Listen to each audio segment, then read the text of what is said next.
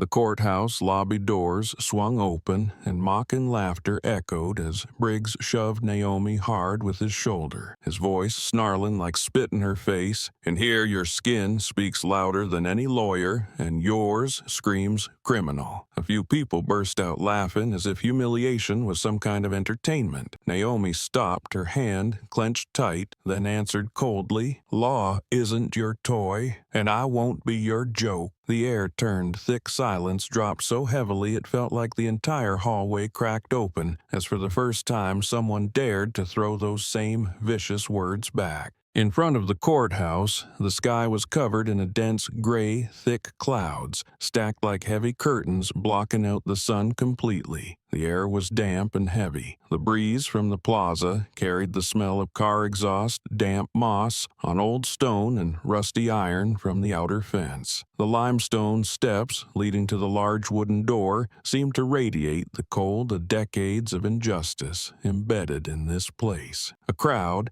had gathered on both sides, from curious locals and reporters with notepads to people just lingering around. Everyone was waiting for a scene, an event, to fill their day's story, unaware they were about to witness a moment that would leave a deeper mark than they imagined. The sound of police boots echoed in steady, harsh thuds, slicing through the already heavy atmosphere. Lieutenant Briggs, his face ashen, his hands rough like iron clamps, gripped Naomi Carter's arm, tightly dragging her between the rows of people. Naomi kept her posture straight back, rigid like steel, stepping in rhythm without faltering, even though Briggs's pull was enough to make any other woman stumble. Two officers flanked them, eyes gleaming with smug satisfaction, treating the escort like a power parade. One smirked, the other lifted his chin as if flaunting a victory. "Drag her up, let the crowd see what trash looks like," one officer shouted, his voice hissing through clenched teeth, echoing across the open space. The plaza trembled, and a few scoffs escaped the crowd, mixed with uneasy sighs. Some clicked their tongues, but quickly lowered their heads, avoiding the officer's eyes. No one dared speak up. No one dared step forward. Naomi kept walking, eyes unblinking her gaze, cutting through the white columns, standing tall before the courthouse, as cold as a lake before a storm. No smile, no words of protest, but that look was like a blade silently slicing into the mask of authority on Briggs's face. Briggs tilted his head, breath thick with the stench of cigarettes brushing Naomi's ear, voice hoarse and venomous. "Keep staring like that, and I'll make sure you crawl instead of walk." The crowd heard it clearly. A few jaws dropped, but they quickly turned away, pretending to focus on their screens or their shoes. A thick layer of fear settled over the scene, blanketing the entire space. The stone steps, already cold now, felt stretched longer. Each step weighed heavily, echoing in everyone's mind. An elderly woman in the crowd clutched her handbag, her cloudy eyes reflecting the image of Naomi being dragged along. She started to step forward, but her trembling hand pulled back and her gaze shifted away. Guilt and fear intertwined, and she chose to turn her back. Above them, the national flag whipped in the wind, but instead of a symbol of justice, it looked like a thin cloth hiding the cracks in the system. Briggs shoved Naomi hard. The force made her stumble, but she managed to stay upright. Her calm composure irritated him. "See that? She's stubborn, but stubbornness breaks," he muttered to his team. Their laughter rang out like hammers pounding the air, suffocating the entire plaza. Naomi remained silent, lips pressed together, eyes locked on the line of columns ahead. Her gaze didn't tremble, didn't tear up, but held a firmness that made even onlookers feel its weight. Briggs grew agitated, used to begging to bowed heads, but here, right in front of him, a woman in custody refused to give him that satisfaction. He clenched his teeth and pulled harder, as if trying to prove no one could challenge his authority. In the crowd, whispers grew louder. "Why are they treating her like that? They're dragging her like a criminal." A few voices spoke up, then went silent as soon as the officer's eyes swept across. A young man shakily raised his phone to take a photo, then hid it quickly, his heart pounding like he'd committed a serious crime. No one dared step forward, no one dared speak because they knew a single glance from those uniforms could make them the next target. The air thickened heavy with both anger and fear hanging like a bomb ready to go off. Briggs stopped right in front of the massive wooden doors, tall and thick like a barrier wall. He slammed his hand onto Naomi's shoulder, a heavy blow that felt like a stamp of power. "Remember this walk, Carter," he whispered loud enough for those nearby to hear. "This is the closest you'll ever get to justice." The words dropped like a blade cutting the air, making a few in the crowd clench their fists, but still no one dared speak. Naomi took a deep breath, her lungs filling with the musty scent of the steps, then spoke evenly loud enough to reach into every crack of the stone wall. "Justice doesn't belong to your hands. It outlives men like you." The words poured into the air with a chilling silence that stretched long enough for the wind's whistle through the cracks to be heard. The crowd stirred, eyes shifting fast, a quiet wave spread, followed by whispers unclear whether in awe, fear, or admiration. Briggs clenched his jaw, eyes bloodshot, but for the first time a flicker of doubt passed through his stare. In that moment, the steps, once just a cold path, turned into an arena. One side tried to humiliate using venomous words to crush, while the other resisted through silence and resolve, turning each step into a strike back. Naomi stepped up one more stair this time without waiting to be pulled, as if to claim that step as her own, not something controlled by another's hand. Briggs hesitated for a beat, then yanked her again, but her initiative threw him off balance. The crowd understood they had just witnessed a silent but powerful act of defiance, a sign that not every person in uniform held enough power to grind down someone's dignity. A gust of wind blew through, lifting scattered sheets of paper, fluttered down the steps, a small chaos mirroring the quiet upheaval taking shape. And as the massive wooden door slowly opened, the creaking hinges echoed like a warning of what was coming. The entire plaza sank into a thick silence. All eyes followed Naomi Carter's figure as she was escorted forward, but, in truth, it was the staircase of humiliation itself that began to tremble under her steps, as if she was not being dragged in, but the whole system was being pushed into the light. The massive wooden door creaked open, the hinges groaning like the low growl of an old beast. Harsh, white light from rows of fluorescent bulbs high above spilled down cold and unforgiving, as if meant to expose every detail of anyone crossing the threshold. Naomi Carter was shoved hard by Briggs, her shoulder hitting a stone pillar, but her posture stayed straight. Her face held the same sharp, cold calm. Briggs walked behind her, his hand still clamped tightly on her arm as if loosening his grip would cause his fragile authority to vanish. Two long wooden benches lined both sides of the aisle, packed with unfamiliar faces. Clerks, lawyers, observers, all eyes locked on the scene of Briggs pushing Naomi down the center. The spacious hall seemed to shrink. Each step she took echoed on the polished stone floor, demanding attention no one could ignore. Briggs leaned down near her ear, his voice low, but each word slicing through the lobby like a blade. "And here, your skin speaks louder than any lawyer." A cold silence fell heavier than the glaring lights above. His words weren't meant just for Naomi, but for the entire hall to hear a declaration that the law here wasn't held in books or arguments, but in the prejudice he represented. A few chuckles rose from the back row. Someone covered their mouth as if to hide it. Another shook their head, but dropped their eyes, and no one dared speak out. Naomi paused half a step, breathing steady, her fist clenched under the harsh white light veins showing beneath the skin of her wrist. Her heart pounded not from fear, but from a deep compacted fury, like an underground river pressing against its banks.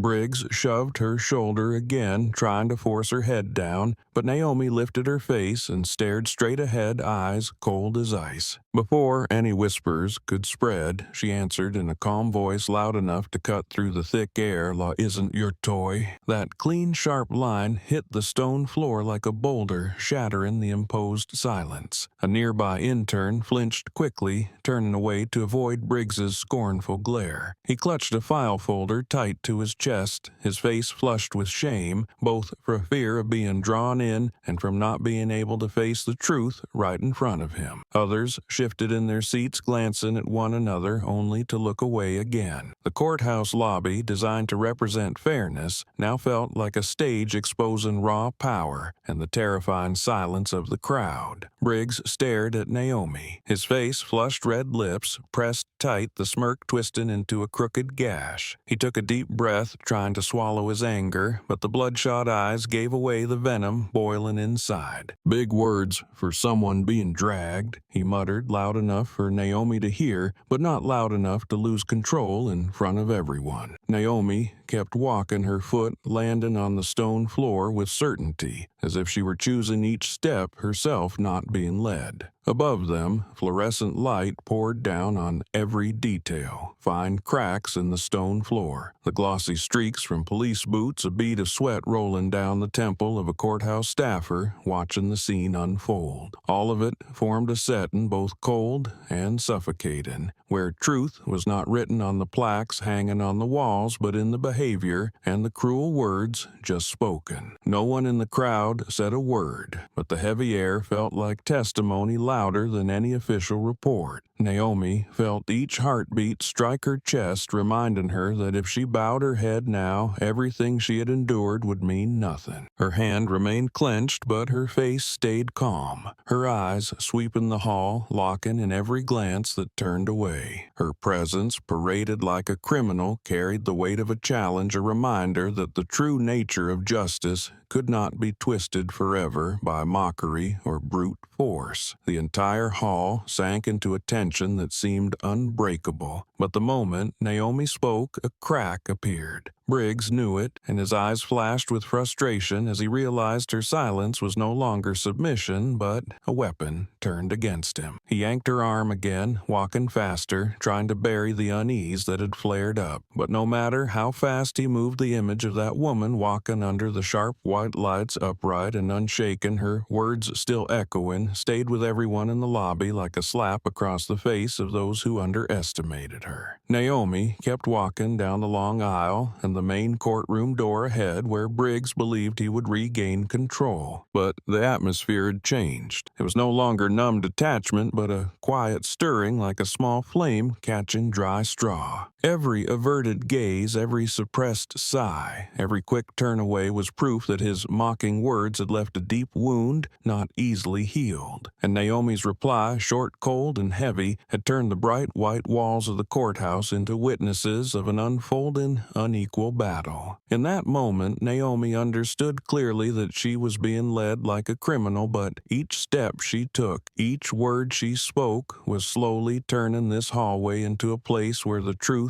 leaked through every crack. Those who thought they were shaming her had no idea they were the ones exposing their true faces under eyes that, though wary, would not forget. And as the door ahead was about to open, Naomi felt with certainty that the fight had not just begun. It was already pulling an entire silent crowd into becoming witnesses, whether they wanted to be or not. The lobby door closed behind them, its echo fading into the distance, giving way to a long, narrow hallway stretching out ahead. Dim, yellow light from high-hanging bulbs cast long shadows across the polished tile floor. The musty scent of old wood paneling mixed with the metallic tang of iron railing thickened the air. Briggs's footsteps echoed in a steady rhythm, each strike like a drumbeat in a parade, forcing Naomi deeper into the courthouse. Her steps were calm, but landed dry and sharp like a blade cutting through silence. The hallway was tight, flanked by dark brown painted doors, each one closed, each one hiding something no one wanted uncovered. Small windows, set too high for anyone to see out, allowed only slivers of midday light to slip in, blending with the yellow glow, to create a space caught between brightness and gloom, as if the building itself couldn't decide what side it was on. Naomi followed the pull of Briggs's hand, but but her posture stayed upright, her gaze fixed farther than the dim light would reach. Briggs stopped abruptly, forcing Naomi to halt. He turned, his broad frame blocking the path, eyes sharp with mockery. Leaning in close, voice hoarse and low, but cutting through the thick air, he said, "Around here, even the Navy kneels." It wasn't just a jab at Naomi's military past. It was a collective insult, a way of declaring that sacrifice and honor meant nothing under the twisted rules he and his kind upheld.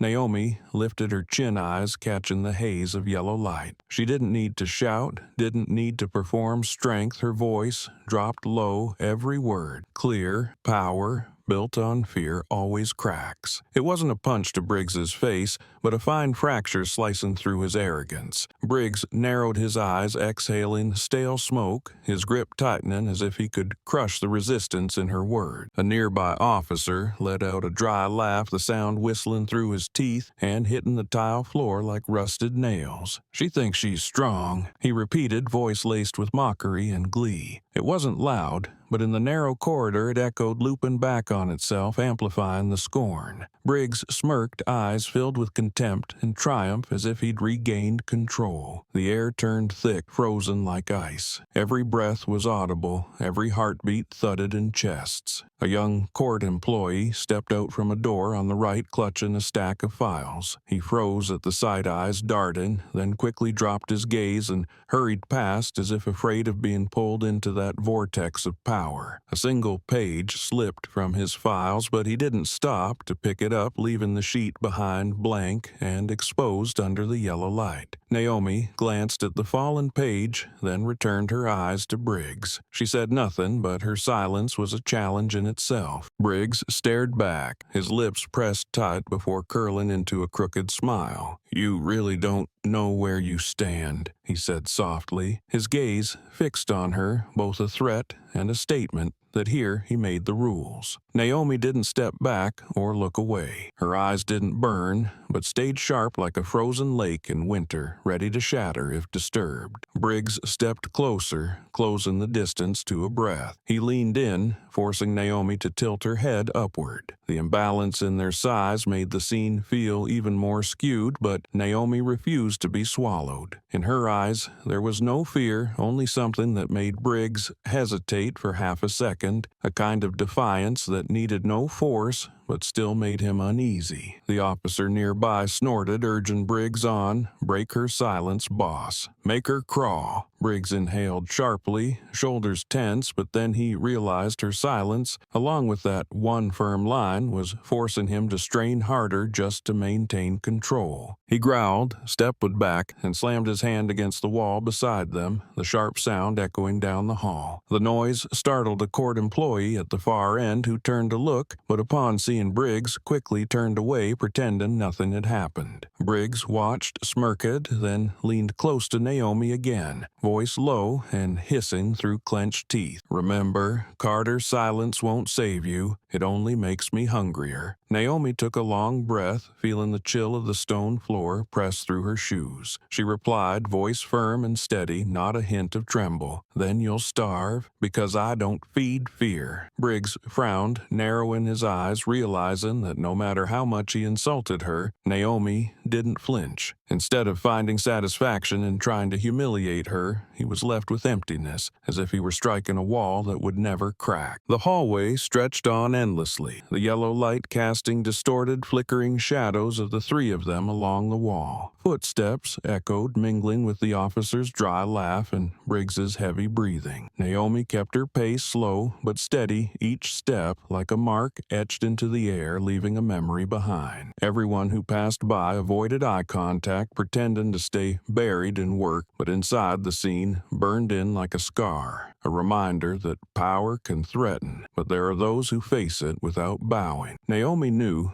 The real battle wasn't inside the courtroom ahead, but right here in this narrow hallway where every word and every gesture was a test of dignity. And in that pale, yellow space, she would not allow herself to be the one who looked down. Briggs knew it too, which was why the anger in his eyes kept rising, ready to explode. But it was Naomi's calm that left him cornered like a man holding a weapon with no target to strike. And deep within that hallway, a confrontation had already taken shape, silent, fierce, a signal of the storm still waiting ahead. The hallway door closed behind them, and Briggs shoved Naomi Carter into a small, old, dimly lit room. It was a witness waiting room, but it looked more like a forgotten storage closet. A dull, yellow light hung from an old bulb swaying from the ceiling, casting a dirty glow that deepened the stains on the walls, making the room feel even more worn and weary. Wooden chairs lined the walls, some warped paint chipped off to reveal faded gray grain. On the table sat a small clock with misaligned hands, ticking slowly and unevenly, as if trying to stretch the tension. The musty smell of dampness, mixed with old paper, filled the air, making it so dense and suffocating that one might want to turn back the moment they stepped inside. Naomi sat on one of the wooden chairs, back straight eyes, scanning the room, sensing the isolation Briggs and his men were trying to create. Less than a minute later, the door burst open again. 3 officers walked in their manner casual, as if they were just killing time looking for entertainment. They slammed the door on purpose, the sound crashing against the old wall, making the light bulb tremble. One smirked, hands in pockets, circling the room like a predator. Another crossed his arms, staring at Naomi with a sneer, as if her presence was some kind of joke. Briggs entered last, his fingers tapping slowly on the table edge, each dry knock echoing like a beat in a rehearsed play. The way they stood wasn't for talking in. It was for surrounding her, creating a tight space with no exit. Briggs tilted his head slightly, his look half grin, half contempt. He lowered his voice, but each word sliced through the thick air. "You're nothing but a PR stunt soaked in skin tone." The words hit the floor like heavy stone laced with open humiliation. He didn't say it just for Naomi. He said it loud enough for the room so his crew could laugh along, turning the insult into a group performance. One officer laughed loudly, stomping his foot like he was applauding. Another scanned Naomi from head to toe, his eyes full of mockery and challenge. "Say, cheese, future, felon," the third officer shouted, phone in hand, camera pointed straight at Naomi's face. He burst into laughter, fingers moving fast like he was capturing some private joke. His laugh bounced around the small space, warped by the walls, making the peeling paint seem to tremble. Briggs nodded slightly, lips curling into a wicked smile, satisfied that the humiliation was playing out just as he intended. It was a brief moment, but enough to turn the waiting room into a stage with Naomi cast as the punchline. Naomi lifted her head, the dirty yellow light reflecting in her eyes, casting a cold gleam. She didn't flinch, didn't show fear, and stared directly into the raised lens. That look made the officer hesitate for a beat, though he quickly laughed to mask the pause. Naomi spoke, her voice steady, sharp, like a blade scraping metal. "Every insult you spit is a confession you can't hide." The air in the room grew heavier instantly. Her short reply sliced through the tea-ringing laughter like a knife. Briggs frowned, the smile on his face twisting into a crooked line. His teammates fell silent for a few seconds, their earlier amusement shifting into discomfort. The ticking of the misaligned clock suddenly became clear, each beat emphasizing the stillness. A breeze slipped through the door crack, rustling a torn sheet of paper on the table as if the room itself had just registered a shift. Briggs inhaled sharply, tried to swallow his rage, and shot Naomi a bitter glare. "You think words will save you?" he hissed. "This place was built to silence people like you." Naomi didn't answer right away. She closed her eyes for a breath, then opened them again, her gaze sharp and unwavering. She had endured brutal training, walked through trackless forests, gone hungry in storms just to survive, and compared to all that, this so-called humiliation was nothing but a foul breeze. She placed her hands on her knees, sat straighter, forming a posture of defiance. "Your silence will be louder than mine," she replied, her voice soft but far-reaching. The air in the room shifted again, not from laughter or noise, but from the tremor inside the ones standing. The officer holding the phone lowered his hand finger, pausing mid-click. The one with folded arms frowned, turning slightly as if to escape that piercing stare. Briggs slammed his hand on the table, the dry crack snapping through the space and jolting the room. But in Naomi's eyes, it was no longer a threat. It was the sound of losing control. The small witness room with its stained walls and crooked clock had become the starting point of a quiet but fierce confrontation. Briggs and his crew brought mockery, contempt, and cheap laughs, but Naomi used her gaze and few words to strip away their mask. In that moment, the difference between the abuser and the oppressed was no longer about handcuffs or seating positions, but about who held their dignity and who exposed their truth. And Naomi, though cornered, made the entire room feel as if it were the one under interrogation. When Briggs left the room, the door slammed shut, and the space returned to its original suffocating stillness. But Naomi's words still lingered in the air, haunting those who had just walked out. That phone still held the recording, but instead of a joke, it now captured the moment a woman faced humiliation head-on without bowing. And from that pale yellow room, a quiet battle had begun, pushing everything toward an inevitable eruption. The heavy door opened, and Naomi Carter entered the main courtroom alongside Briggs and the accompanying officer. The air inside was cold, and still quiet enough to hear the soft rustle of paper from a court clerk seated in the front row. Long rows of wooden benches lined both sides, packed with lawyers, interns, witnesses, and a few approved reporters. All eyes turned to the witness stand where Briggs, with a confident posture and a sneering expression, stepped forward. Tall, white stone columns surrounded the space, adding to the sense of formality. But the thick silence felt more like a fragile curtain hiding a storm ready to break. Naomi sat in the witness section, hands clasped neatly on her lap. Briggs stood tall, adjusted his tie, and his eyes scanned the room before locking onto Naomi. A crooked smile formed on his face just before he spoke. "Some people weaponize their past to attack law," he said, voice steady, trying to sound calm but laced with bitter sarcasm. Each word landed like a hammer blow clearly aimed at the quiet woman seated nearby. The audience began to whisper, some faces tightening in recognition of his pointed remark. Naomi lifted her head, eyes calm and unshaken. She stepped forward from the bench and spoke in a soft but clear voice that carried across the entire room, rising above the murmurs. "Truth doesn't need volume,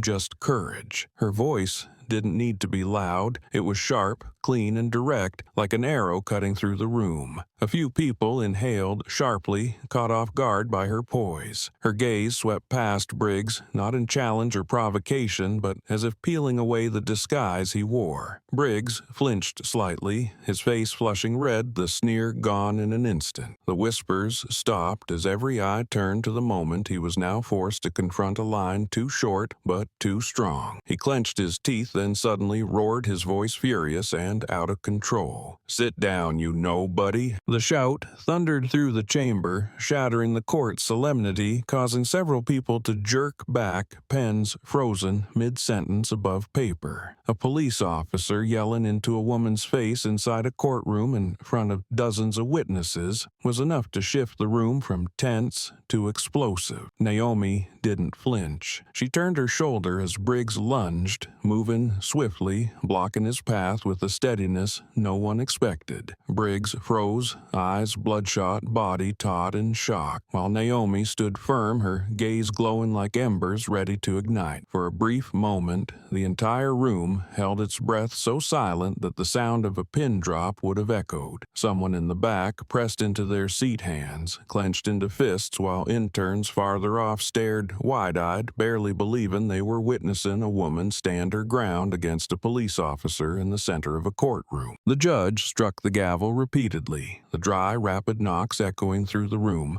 but no one looked away from the two standing face to face. Briggs shouted, but his voice came out distorted, stripped of any authority it once held. Naomi stayed silent, her gaze a flame that swallowed every threat, making Briggs look like a man unraveling. A fresh wave of whispers rippled out louder than before, no longer just murmurs, but a mix of outrage and disbelief. Someone leaned over and whispered, "He's lost it," while another pursed their lips and shook their head in disgust. Briggs raised his arm ready to step forward again, but Naomi lifted her chin and her eyes kept him frozen. That look wasn't a threat. It was a mirror reflecting his own anger and helplessness. The contrast was sharp, one side yelling unhinged, the other steady, unshaken like a pillar that wouldn't move. In that moment, everyone understood who truly held control. Briggs took a deep breath, his chest heaving, then growled like a cornered animal, "You don't belong here. This court doesn't need your voice." But the words had no power left. They only revealed the desperation he could no longer hide. Naomi slowly returned to her seat, walking through a silence thick enough to press against the skin. She sat down, hands folded again, eyes focused on the witness stand. Briggs watched her, his hand clenched so tightly the knuckles turned white. He knew that the brief confrontation had shattered the image he worked so hard to maintain. In the crowd, some eyes turned toward Naomi with respect, others toward Briggs with contempt. A law student seated in the back scribbled into a notebook, "One sentence can break false authority." The judge struck the gavel again, calling for order, but the balance had permanently shifted. Everyone knew that from the moment Naomi stood and spoke, this trial was no longer just a hearing. It had become a reckoning, exposing twisted power and unbreakable resolve. Briggs sat on the stand, his back rigid, his hands still trembling. Naomi's expression remained calm, but inside the fire burned hotter than ever, ready for what was still to come. The courtroom hadn't shaken off the impact of that moment. Every glance at Naomi, every glance at Briggs carried a shift. Some quietly took notes, others sat still, but all understood they had just witnessed a turning point. The wall of silence Briggs and his crew tried to build had cracked, and Naomi, with one sharp sentence, had become the one wielding the invisible gavel that struck the fracture. The trial continued, but from here on the solemn atmosphere was no longer a curtain to hide behind. It had become a tightening cord, forcing everyone to face the truth. Naomi sat still, took a deep breath, and let her heartbeat settle. She knew the battle didn't end here, but she also knew she had just sent a signal, a reminder that justice cannot be smothered by the shouting of those in power. And in that silence, the entire room seemed to understand they were no longer just witnessing an incident, but watching a confrontation that could shift the entire system. The judge's gavel had just struck when the courtroom still trembled from the scene of Briggs shouting and lunging from the stand, only to be stopped by Naomi's calm but blazing stare. People had barely caught their breath when Briggs, his fury still burning, was asked to leave to prevent further disruption. The hallway outside, usually quiet and dimly lit through narrow windows, suddenly filled with hurried footsteps and the panting breaths of those rushing to follow the drama. A young law student, hair messy and hands still shaken from the shock, quickly found a secluded corner at the end of the hall. He pulled out his phone from his coat pocket, opened the video app, and in that moment when Briggs yelled, "Sit down, you nobody," and Naomi turned to block him, his lens caught it all. The phone trembled in his grip, not just from nerves, but from the weight of what he had captured. Sweat ran down his temple, but his fingers moved quickly, saving the clip and replaying it once to be sure. The audio came through clearly, Briggs's voice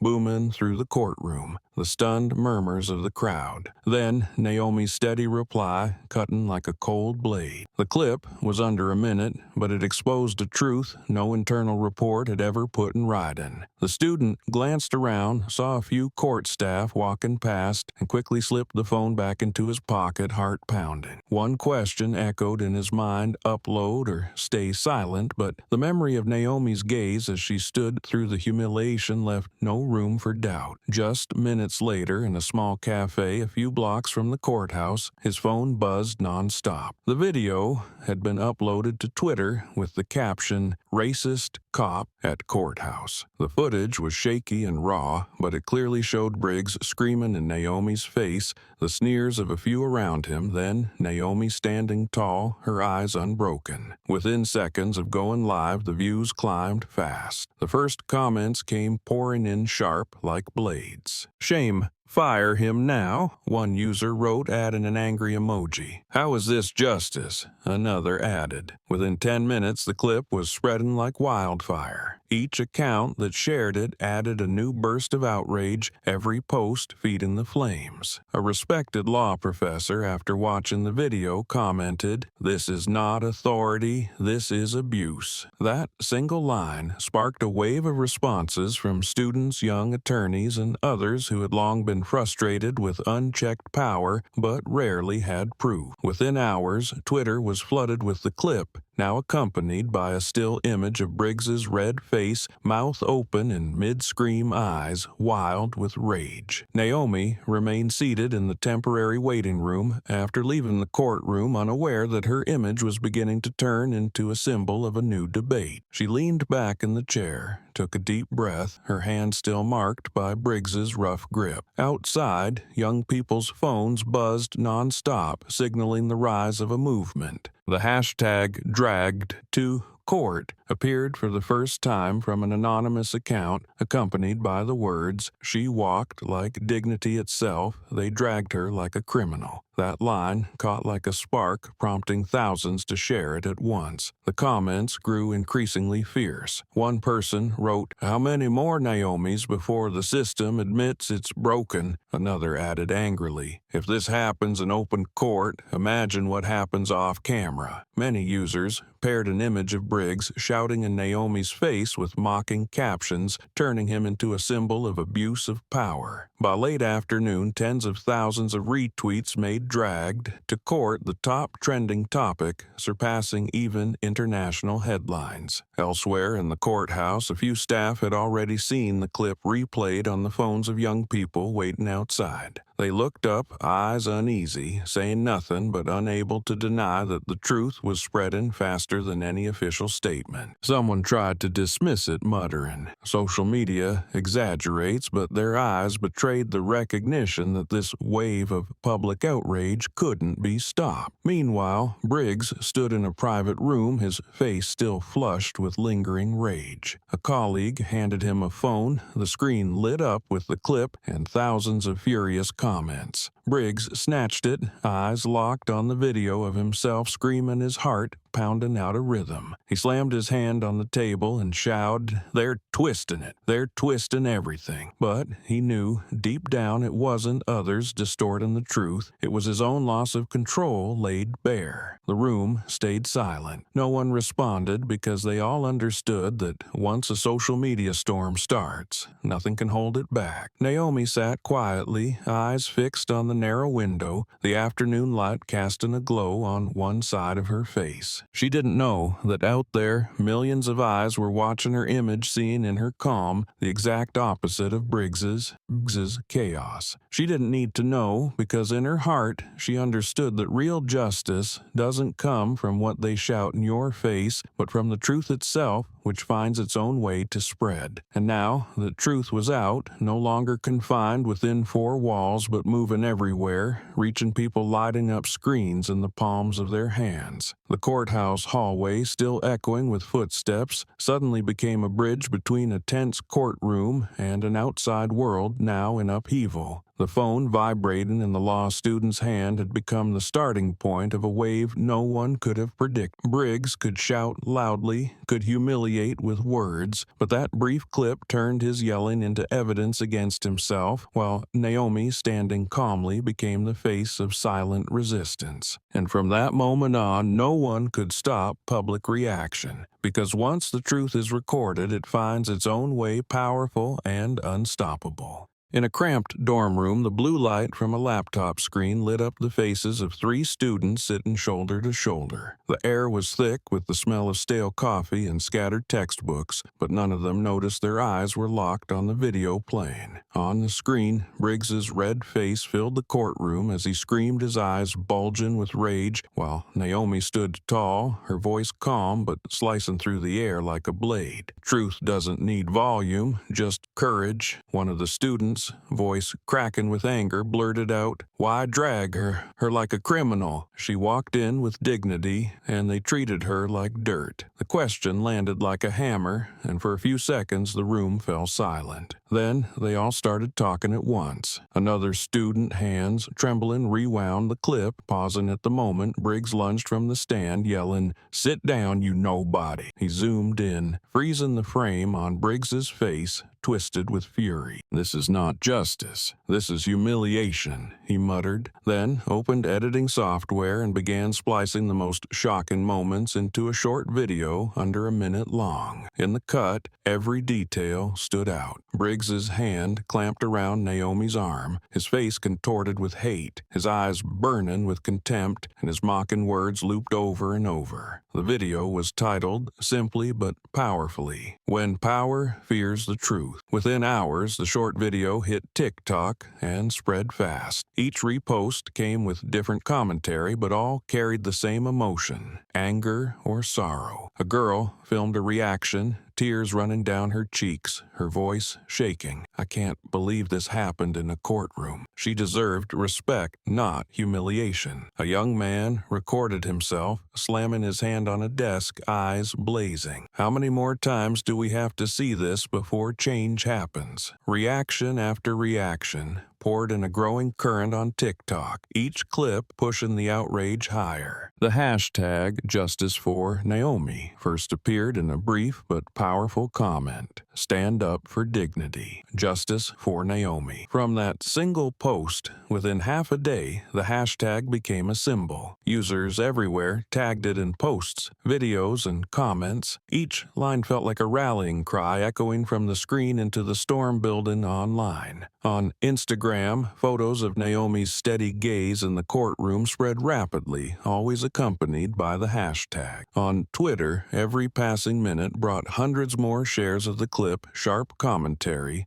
and calls for Briggs to be held accountable. Student forums were on fire, every post filled with debate. One person wrote, "Naomi Carter stood against a system meant to break her, and she didn't flinch. That's courage." Another added, "She didn't raise her voice, but the whole room shook. That's what dignity looks like." These words, simple yet full of admiration, were read and shared by thousands. In dorm rooms, cafes, and even classrooms, students passed the clip around, discussing it with passion. The outrage was no longer confined to young people. Social justice advocates quickly joined in publishing long posts that broke down the dangers of unchecked authority inside courtrooms, places meant to stand for justice. A major human rights organization shared the video with the caption, "If dignity is dragged in court, what hope is left outside?" That post went viral, drawing attention so widespread that major news outlets could no longer ignore it. On TikTok, new videos kept appearing. One group of students recreated the moment Briggs yelled in Naomi's face, then froze the frame, replacing it with bold, red text, "This is what abuse of power looks like." The short clip drew millions of views overnight. Dramatic background music was added to heighten the emotion, pushing viewers even further into outrage. Many watched through tears, feeling both furious and moved, seeing Naomi as someone they could hold on to, a witness to a truth they had long believed but rarely seen so publicly exposed. Back in the dorm room, the 3 students who first watched the clip were no longer silent. One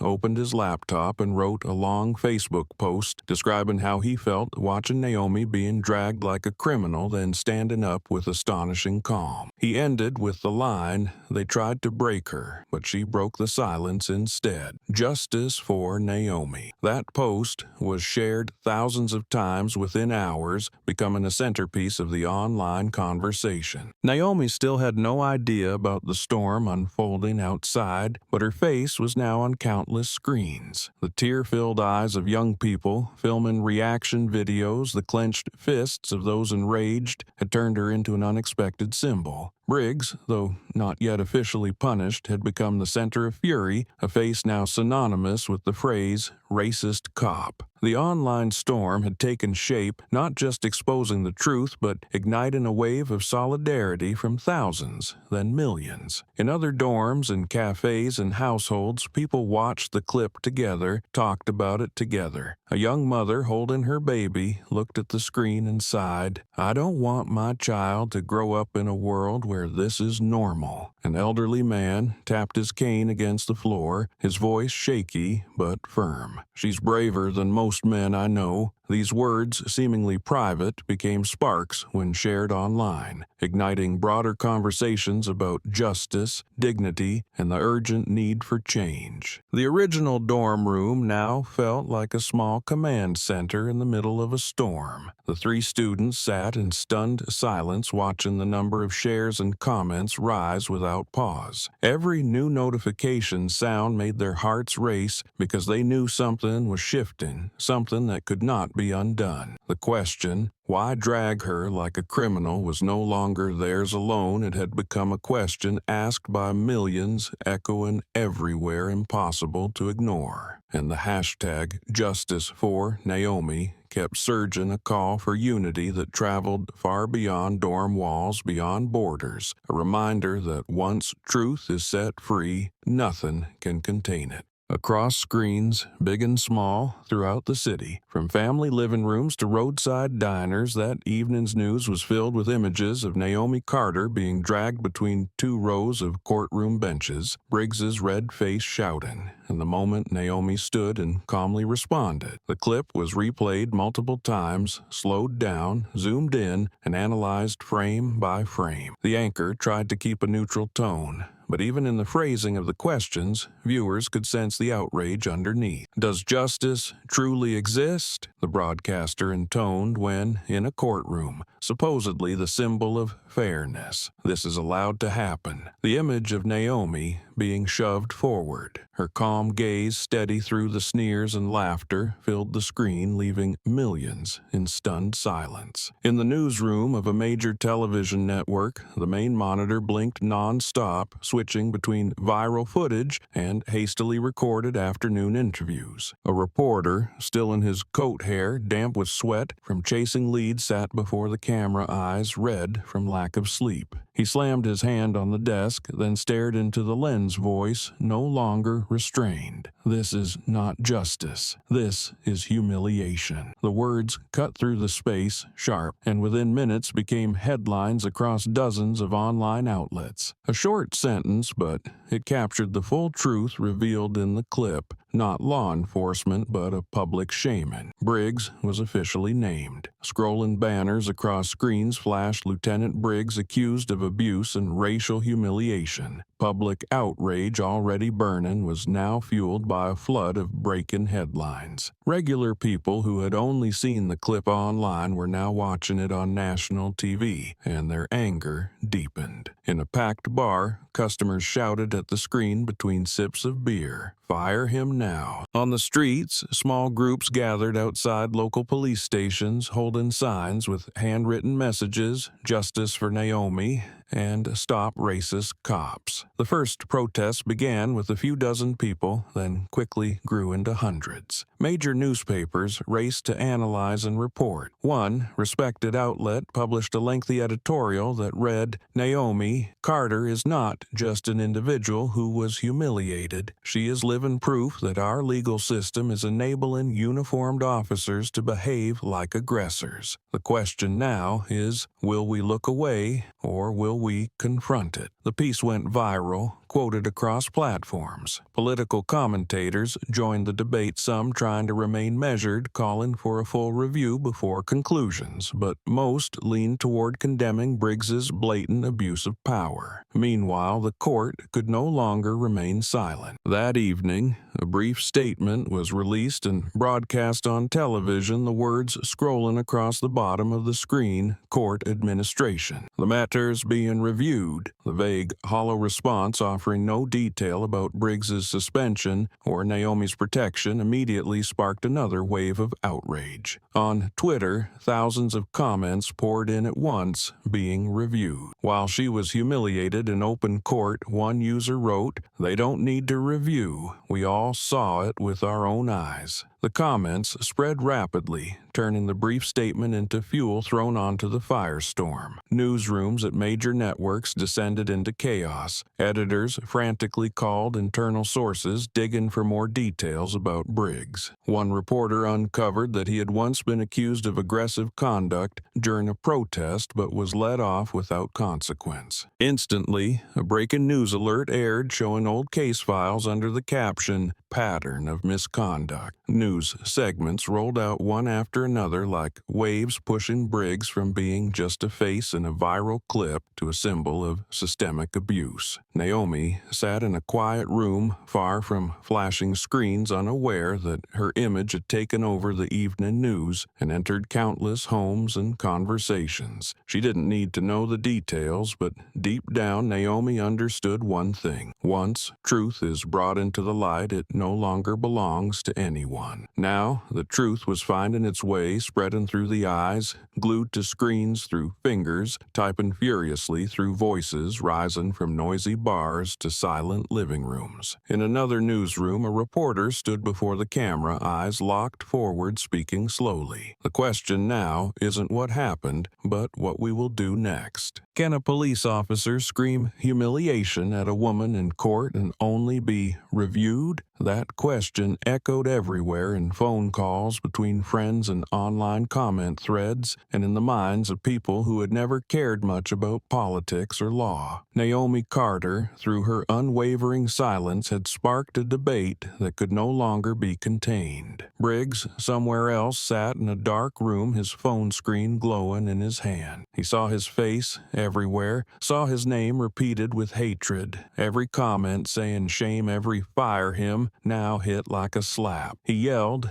and threw the phone onto the table, but the sound couldn't drown out the storm outside. He knew, even if the court tried to cover for him, public outrage was now far beyond control. In the city's high-rise buildings, thousands of people ate dinner while talking about it. Children asking their parents, why did they drag her like that? And the adults, caught off guard, tried to answer, knowing that question would echo for a long time. The media had stepped in, and from that moment on, the story no longer belonged only to Naomi or Briggs, but to society as a whole. Screens blink at nonstop, news tickers ran without pause, all of it serving as a reminder that when justice is publicly humiliated, it will always find a way to return. And this time, it had found millions of witnesses. In the tech room, deep beneath the courthouse, the pale blue glow from surveillance monitors lit up the tired face of a technician. Dozens of cameras recorded every hallway, every courtroom corner, the streams of footage weaving together into a cold, endless maze. He was used to routine checks, but his eyes suddenly stopped when he caught a particular segment. On the screen, Briggs's face appeared clearly, his lips moving, his eyes filled with disdain, and a smirk etched into every frame. Though the system didn't capture audio, his mouth moved clearly enough to read every word. The venomous phrase formed in silence but seemed to echo in the technician's ear, sending a chill down his spine. He leaned in, adjusted the video, zoomed in, his eyes locked on the frames to make sure he hadn't misread anything. Every movement of Briggs's lips, every smug nod struck his awareness like a blow. The clip needed no sound, it already exposed blatant prejudice. The technician sat still, his heartbeat quickening, a wave of suffocating tension spreading through him. He looked around. The room was empty, filled only with the low hum of a fan and the soft beeping of machines. The whole space had become a silent witness to a moment that could change everything. He quickly opened a drawer, pulled out a small silver USB stick, and plugged it into the computer. His hands trembled, almost dropping it, but he managed. The mouse cursor slid across the screen, selected the clip, and began copying each second onto the USB. His heart pounded with each click, every movement loaded with urgency. He knew this wasn't in the protocol, but instinct told him this evidence needed to be saved, not left buried where someone could easily erase it. A progress bar appeared on the screen, creeping forward 1% at a time. In those few seconds, footsteps echoed faintly down the hallway. Sweat broke out across his forehead. He held his breath, hoping no one would enter. The tech room door creaked slightly, but the steps faded into the distance. When the bar finally hit 100%, he yanked out to the USB and slipped it into his shirt pocket, buttoning it closed as if to conceal something dangerous. He leaned back in his chair, breathing heavily, his chest rising and falling in uneven bursts. The weight in his chest didn't lift, only settled deeper, because he knew he was now holding something that could shake the entire courthouse. His eyes returned to the screen where Briggs still loomed in frame, that face now like a haunting shadow. No sound, no explanation, just footage that revealed everything. And as he stood up, his hand still pressed to his chest to steady his heartbeat, he knew he had become the keeper of a truth that, if not saved in time,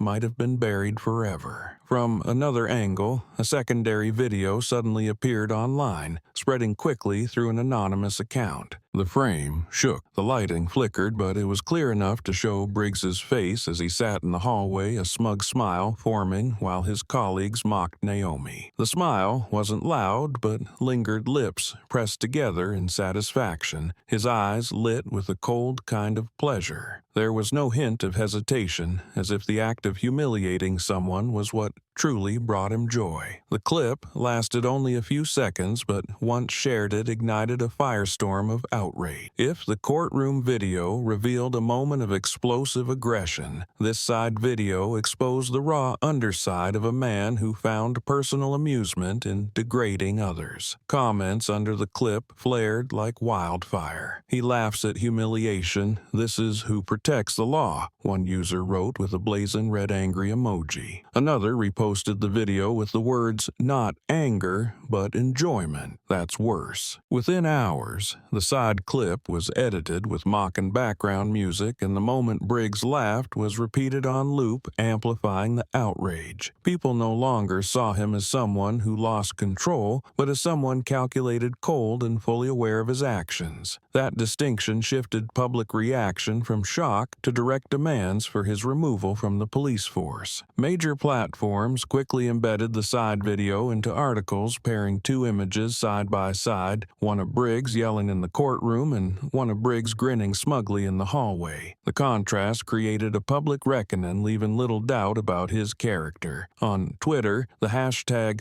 #BriggsExposed unexpectedly surged to the top spot overnight. Every time the side clip resurfaced, that tag accompanied it like a permanent label of indictment. The reposts piled up, with hundreds of thousands echoing the same message: Briggs is not an authority, he's an abuser. On TikTok, a new wave of reaction videos flooded the platform. A group of students reenacted Briggs's laugh, then froze, stared into the camera, and said this laugh destroyed his career. The video garnered millions of views. Social justice activists leveraged the Briggs Exposed hashtag to launch a petition demanding his immediate suspension. A petition site went live overnight, and within hours had collected over 50,000 signatures. Each one was another voice adding weight to the storm, transforming Briggs from an ordinary officer into the face of national outrage. In newsroom offices, reporters sat before their screens watching the site side clip, their eyes heavy with silence. One of them muttered, "It wasn't just rage, it was a pleasure." The sentence was immediately quoted on live broadcast, solidifying the view that Briggs wasn't a victim of a sudden temper, but a man who harbored deep prejudice and took satisfaction in exercising it. The story was no longer just about Naomi Carter being humiliated, but about a system that allowed an officer with that mindset to exist and rise through the ranks. As night fell, the glowing text across the internet still circled around one name: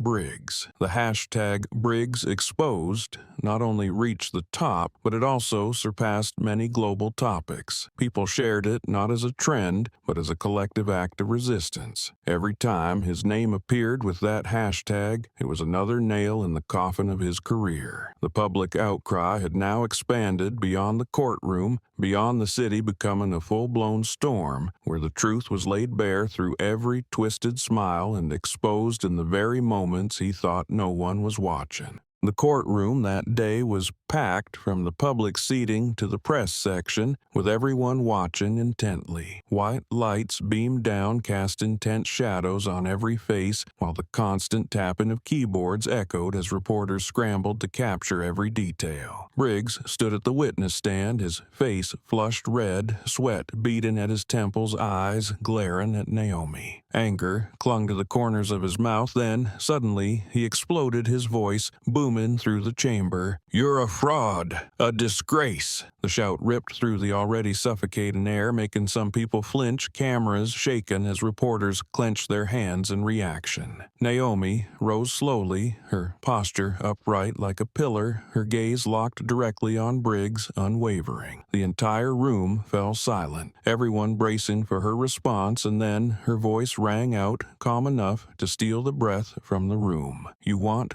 proof?" Just 4 words, but they ignited the storm. Reporters surged forward, cameras raised high flashes, firing in rapid succession, and murmurs spread through the audience like crashing waves. Briggs froze for a moment, caught off guard by her quick response, even more by the steadiness that neutralized his fury. Naomi stepped out from her row, each footfall echoing on the stone floor like drum beats in a march. She stopped at the center, where overhead lights converged on her. Her face was clear eyes, resolute, voice low but sharp. Proof doesn't come from shouting, it comes from truth. Briggs's hands trembled, his lips moved as if to counter her, but the rising noise from the crowd drowned him out. A young journalist stood up and called out, "She's about to reveal something." That statement acted like a trigger, and every camera lens instantly turned toward Naomi. In that moment, Briggs threw up his hands, yelling, desperate to regain control. "Don't listen to her. She's nothing but a liar." But his words rang distorted and out of place, as every pair of eyes had already shifted focus. Naomi held her silence for a beat, then reached into her coat pocket and pulled out a small item. The room seemed to freeze, chairs creaked, and a few people held their breath. Briggs's eyes widened, his expression morphing from fury to confusion.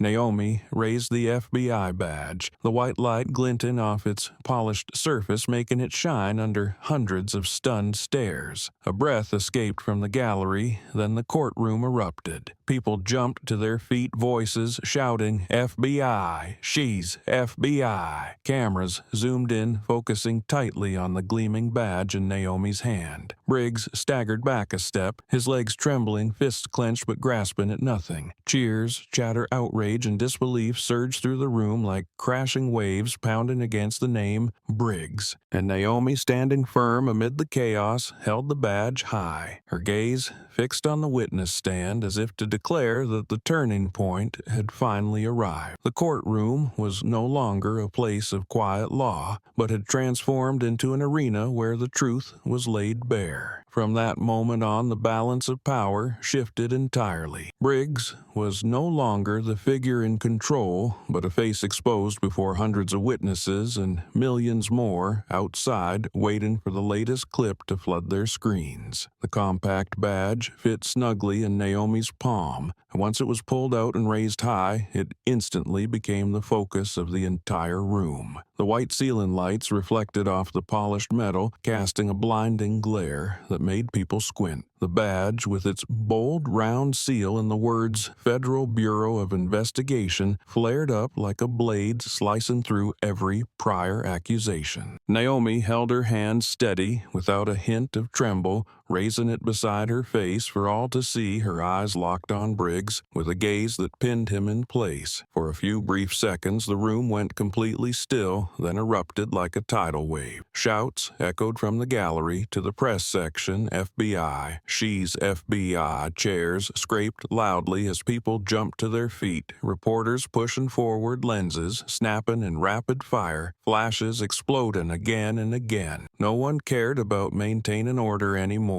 The air, already tense, had turned into a frenzy of shock and fury. Some clapped, some shouted, others pointed, but all attention locked onto Naomi. The woman, dragged like a criminal, was now the figure wielding the badge that flipped the entire courtroom dynamic. Briggs was frozen, lips moving, but no words escaping. He stood rooted at the stand, eyes wide, the redness of anger draining into a pale white. In an instant, his usual aggression vanished, replaced by a stunned trembling. His hand clutched the edge of the stand as if trying to hold on to what little stability remained. But it was clear his body was faltering. His eyes darted from the gleaming badge in Naomi's hand to the hundreds of furious stares aimed at him, and the more they moved, the deeper the truth buried him. The room roared, the sound crashing down like a tidal wave. Reporters yelled into microphones, stammering through live updates, while interns scribbled frantically, and onlookers held up phones to record the moment. The chant FBI echoed, bouncing from wall to wall like a bell, tolling the irreversible shift. Naomi stood firm, arm raised, her face illuminated under the lights like a torch, suddenly lit in the dark, revealing every stain Briggs had just exposed. In that moment, every doubt, every mocking word Briggs had ever thrown out vanished into thin air. The FBI badge wasn't just a piece of identification. It was living proof of who truly held the authority of justice. Naomi didn't need to say another word. The truth was already clear enough. Briggs, once the oppressor, had suddenly become the one standing before the court of public judgment, while Naomi in silence had become the one who commanded the room.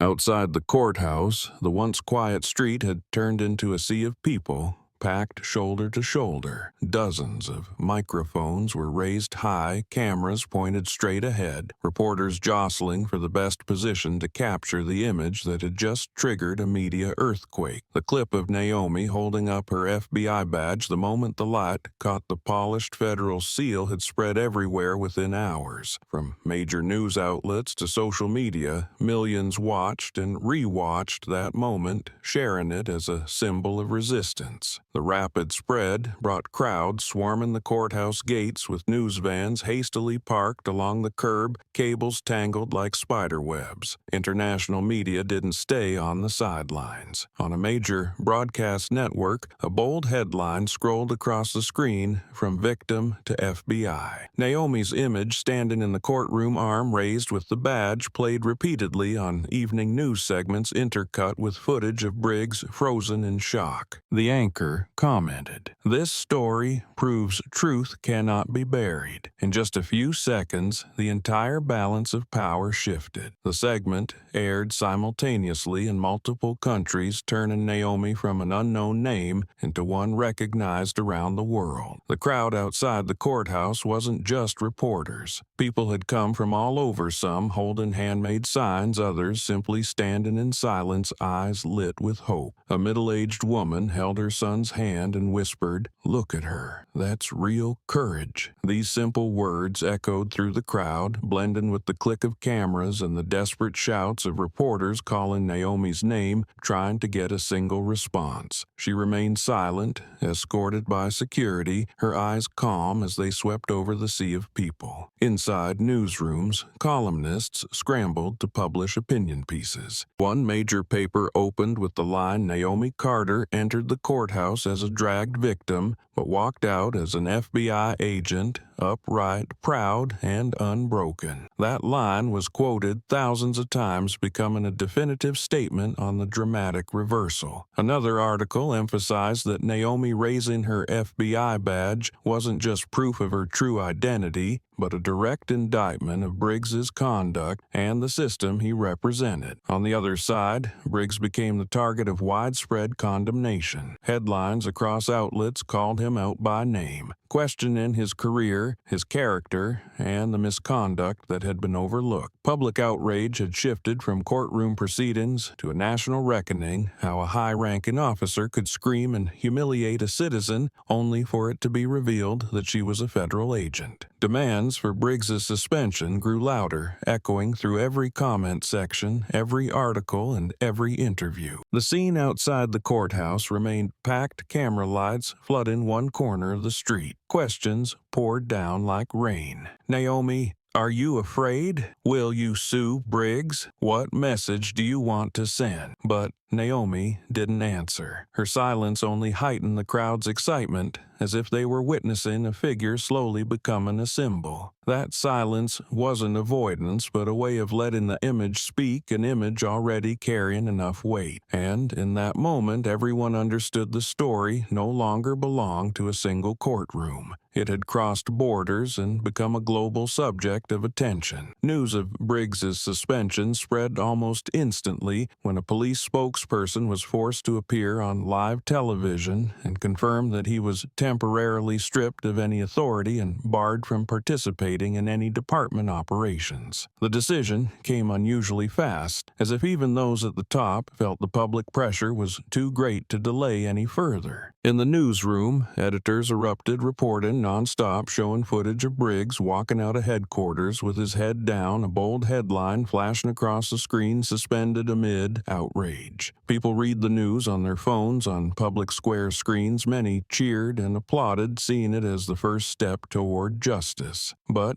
there were also stoic faces, knowing suspension didn't mean resolution, only the beginning of a long road to truth. In a corner of the city outside the police department where Briggs once worked, a group began to gather. It started with a few dozen holding hastily made signs. "Justice for Naomi" scrawled boldly among the crowd. They chanted until their voices grew hoarse in the early evening cold, each shout echoing against the building's facade. Security guards stood watch-eyes tense as the crowd swelled. Phones were raised, flashes burst, live streams broadcast the scene across social media. Every share drew more people, and soon the dozens had grown into hundreds. People brought candles, lining them up along the sidewalk, the golden flames flickering in the night wind. A young student raised their voice. "This is not about one woman. This is about all of us." The crowd responded, applause rising, blending with the sounds of traffic halted nearby, creating a rhythm for the protest. Faces of every shade, from young to old, from suits to work uniforms, stood shoulder to shoulder, sharing the same outrage. Some cried, others stayed silent, but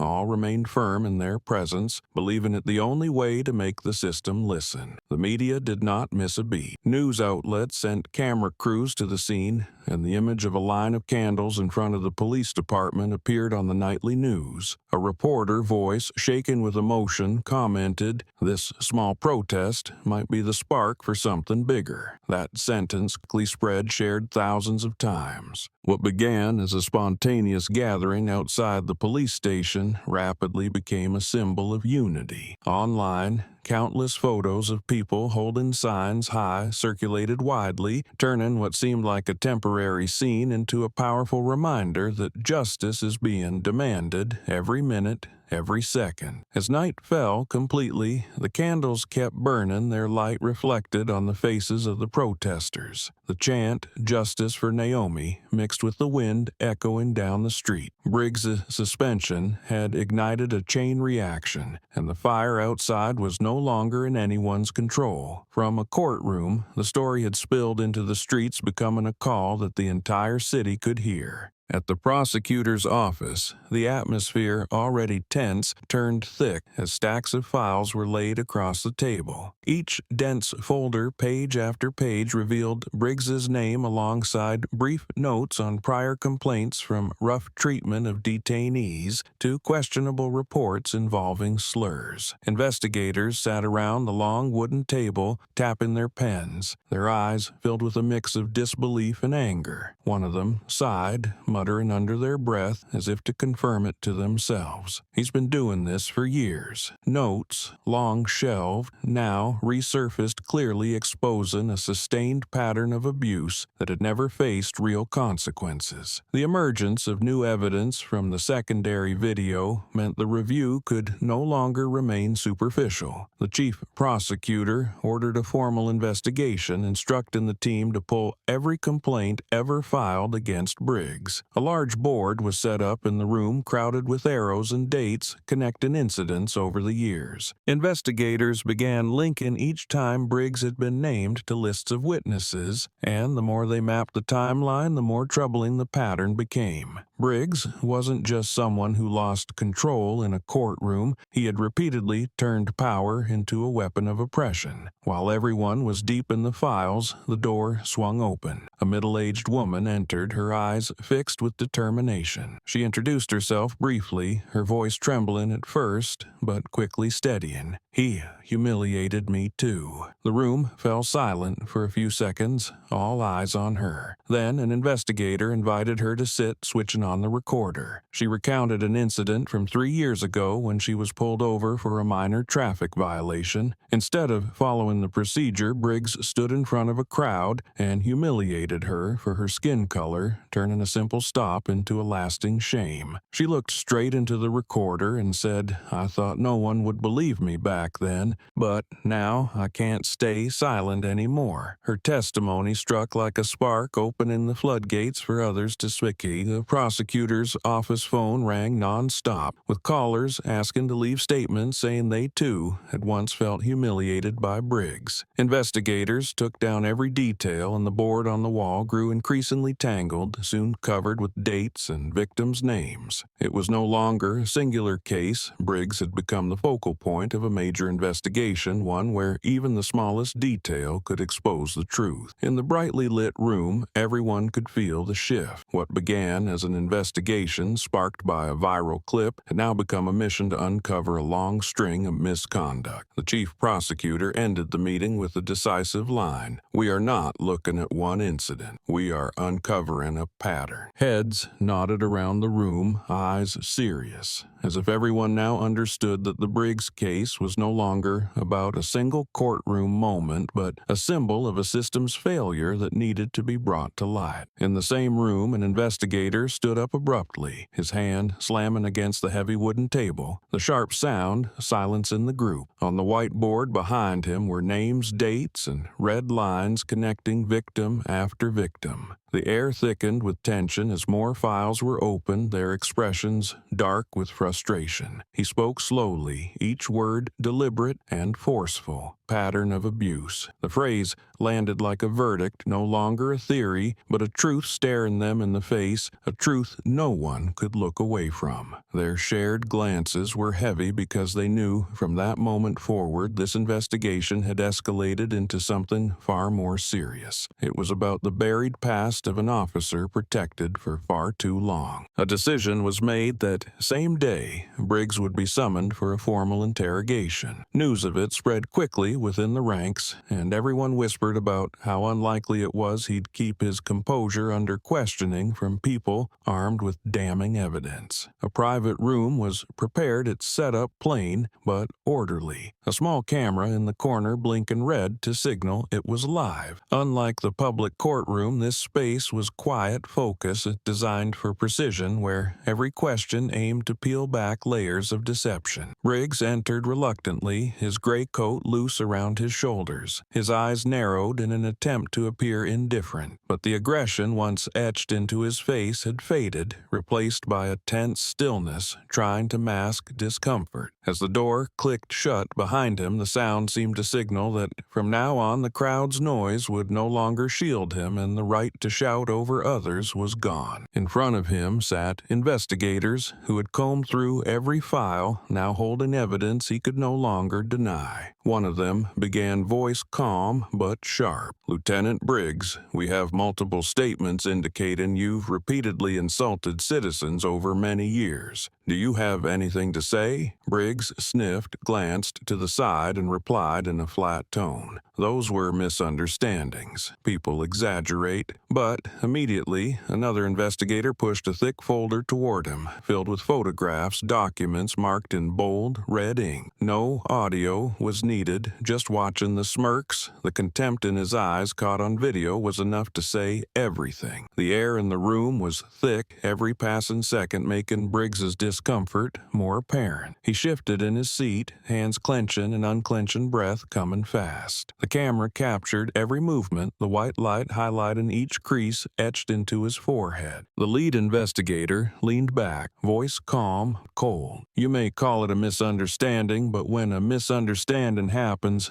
dozens of times, with dozens of witnesses, it's no longer a coincidence. It's a pattern." Briggs stayed silent, his eyes flaring but offering no rebuttal. That silence wasn't power, it was the first crack in the wall he had spent years building. In that small room, the interrogation opened a new chapter. Briggs's false confidence had been stripped away, replaced by a man forced to confront a past he could no longer hide. Outside, public outrage burned hotter each day, but in here, every question, every tap on the table, every piece of evidence stacked before him was a blade cutting through the final layer of his disguise. And as the camera kept rolling, no one in that room doubted anymore. The full truth was coming, not just for them, but for a society waiting to witness it. Inside the internal interrogation room, 4 thick gray walls made the air feel suffocating. A long wooden table sat in the center, holding only a few files and a recording device blinking red. Briggs sat on the other side, stiff posture, hands clasped, eyes deliberately avoiding those across from him. When asked about the repeated accusations, he shrugged, his voice flat but hollow. "Just a misunderstanding." Each word came out lacking the confidence he once carried, more like an empty shell clinging to the last shred of pride. No one in the room responded. The silence stretched, making his excuse sound even more out of place and meaningless. Naomi entered calmly, holding a small silver USB drive. She placed it on the table, her gaze locked on Briggs. In that moment, the room thickened with an added layer of pressure. Briggs furrowed his brow, but didn't dare make eye contact, his lips twitching as if to offer another excuse, but all that came was a heavy breath. The investigator nodded. Naomi slid the USB toward them, her voice steady but firm. "This is what he calls misunderstanding." A short sentence, but heavy enough to draw every eye to the small object in the middle of the table. An investigator inserted the USB into a computer, and the screen lit up, playing the video. Briggs's face appeared, sneering lips moving with clearly derogatory words. The footage was shaky, but his expression left no doubt, silence in the room to the point one could hear a heartbeat. Briggs leaned forward, neck stretching, eyes wide, as he watched his own image exposed. He suddenly blurted out, voice rushed, This is out of context." But the defense fell flat, dissolving instantly as the slowed footage froze on the frame where he laughed with visible satisfaction. Naomi said nothing more, her gaze unwavering, fixed on Briggs. Her silence was like a blade blocking every escape, making him visibly more agitated. Another investigator slammed a file shut, the crack echoing, then asked in a dry tone, "How many misunderstandings look exactly the same?" Briggs, tensed fingers tapping the table, eyes darting around the room as if searching for a way out. But all he found were stern stares and the steady red light of the camera in the corner. In that moment, Briggs felt the walls of his defense cracking. Each piece of evidence, each stare, each pause pushed him closer to the edge. Naomi remained still without raising her voice, without delivering any further blow. Her presence alone created unbearable pressure. Briggs lowered his head, hands trembling, and everyone in the room understood this confrontation wasn't about hearing him out, but about watching his false authority break apart right where he once believed he was safest. Sweat began to roll down Briggs's forehead, each drop falling onto his collar and leaving dark streaks. His face flushed red, then turned pale as he was forced to confront the image he had just denied. The hands that were once clenched now trembled, fingers tapping erratically on the table like someone utterly lost. He tried to speak, but the words came out distorted, hoarse, breaking into fragments. I didn't mean. It's not what you think. The sentences were disjointed, incoherent, a far cry from his usual arrogance. That sound plunged the entire room into a dense silence, not out of fear, but because everyone recognized it as the signal of a man who had lost control. An investigator tilted his head slightly, eyes carefully tracking every expression, pen tapping rhythmically on the table as if counting each tremor in Briggs's body. Across from him, Naomi sat in silence, her gaze fixed steadily on his face, as if to imprint the moment he unraveled under the weight of his own failure.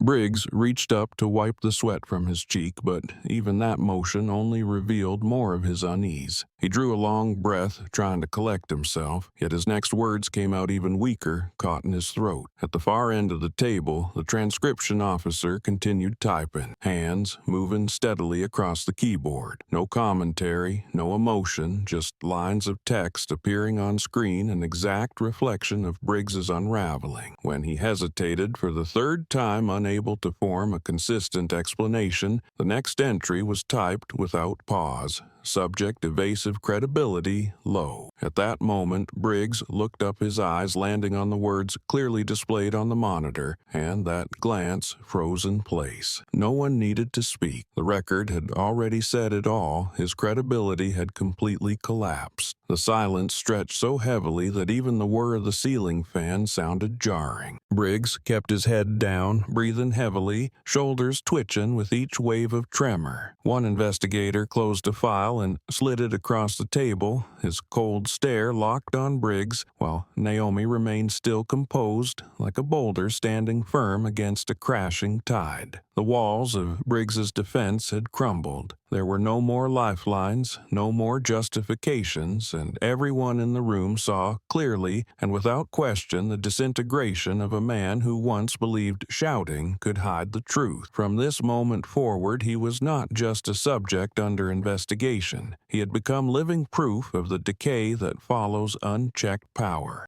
The state courthouse was packed that morning, every seat filled with lawyers, law students, journalists, and ordinary citizens, all waiting for a pivotal moment. Light streamed through the tall windows onto the cold tile floor, adding to the gravity of the room. On the large screen at the center of the courtroom, the viral clip was replayed, each frame zooming in on Briggs's face as he shouted and smirked in the hallway. Immediately following was the security footage, which, though silent, showed every movement of his lips and every contemptuous glance, confirmed by professional lip readers. These images came one after another like sharp blades tearing through the facade he had long used to hide behind. The room fell into a heavy silence, broken only by the hum of the projector and the rapid scribbling of pens in reporters' notebooks. When the video ended, Briggs slammed his hand on the witness stand, his voice cracking in desperation. It was staged. The outburst echoed against the high walls, overwhelming the chamber, but no one was convinced. Instantly, whispers erupted, heads shook, and some even let out bitter laughs. His words sounded like the final grasp of someone who had completely lost credibility. The prosecutor rose,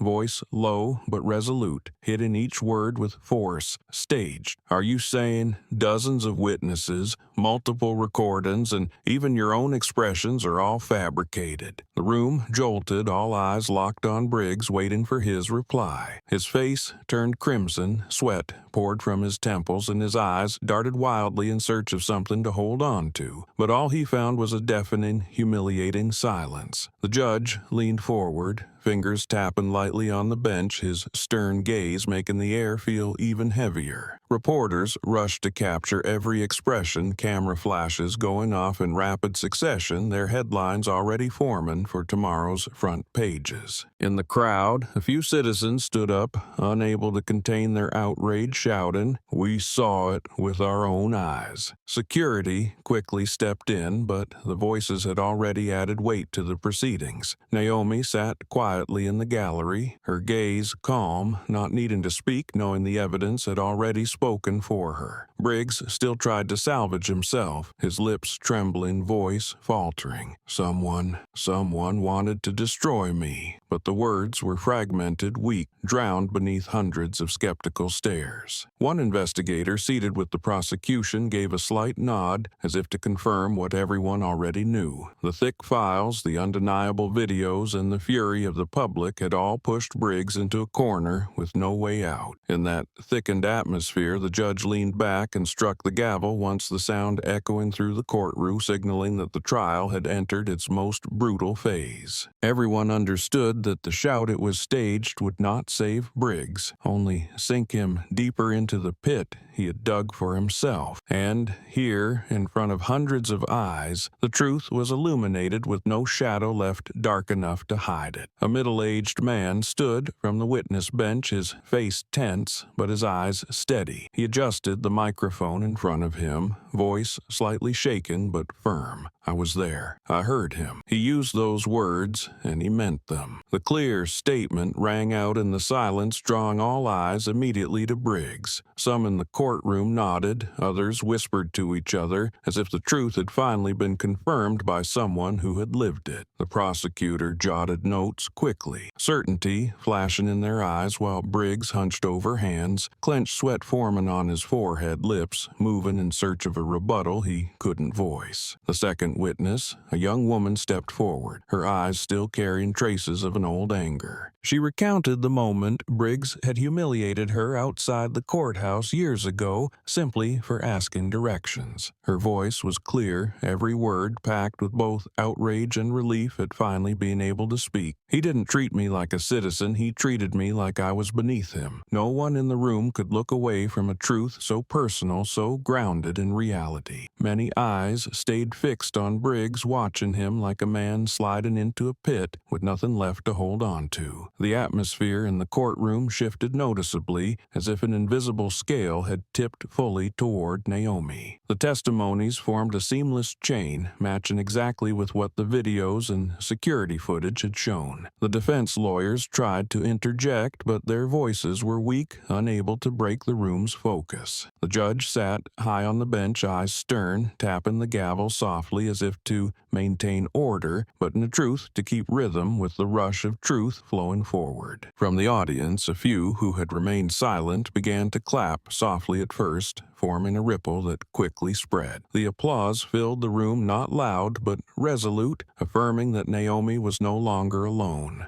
Briggs lowered his head, shoulders heavy, all his earlier defenses washed away. Naomi's gaze remained calm, no words needed because each witness's voice was proof of everything she had endured. And in that moment, the illusion of balance was torn apart, revealing a clear truth. Justice now stood with the woman once dragged up the steps, who had become a symbol of a truth that could no longer be denied. The courtroom fell into absolute silence as the judge stood, his stern face marked by the lines of age and responsibility. Not a single cough, not a creaking chair. Everyone held their breath, waiting for the moment of judgment. White light from the ceiling poured down, highlighting Briggs's bowed head, sweat sliding down his temple. The witnesses, who had just stepped down, remained still in their seats, eyes fixed on the judge's every move. His voice echoed deep and deliberate, each word dropping like a heavy stone into the stillness. "The court finds Lieutenant Briggs guilty of abuse abuse of power and racial discrimination. The declaration sent a ripple through the room. A few seconds of tense silence followed, then whispers began to rise, spreading in small waves across the courtroom. Briggs looked up briefly, eyes dazed, lips moving as if to object, but was immediately stopped by the sharp gaze from the bench. There were no more outbursts, no more arrogance, only the image of a man who had just been officially condemned. The judge continued, his tone steady, each word laced with undeniable severity. The sentence includes dismissal from duty, permanent ban from all law enforcement activities, and financial compensation to the victim. With every penalty announced,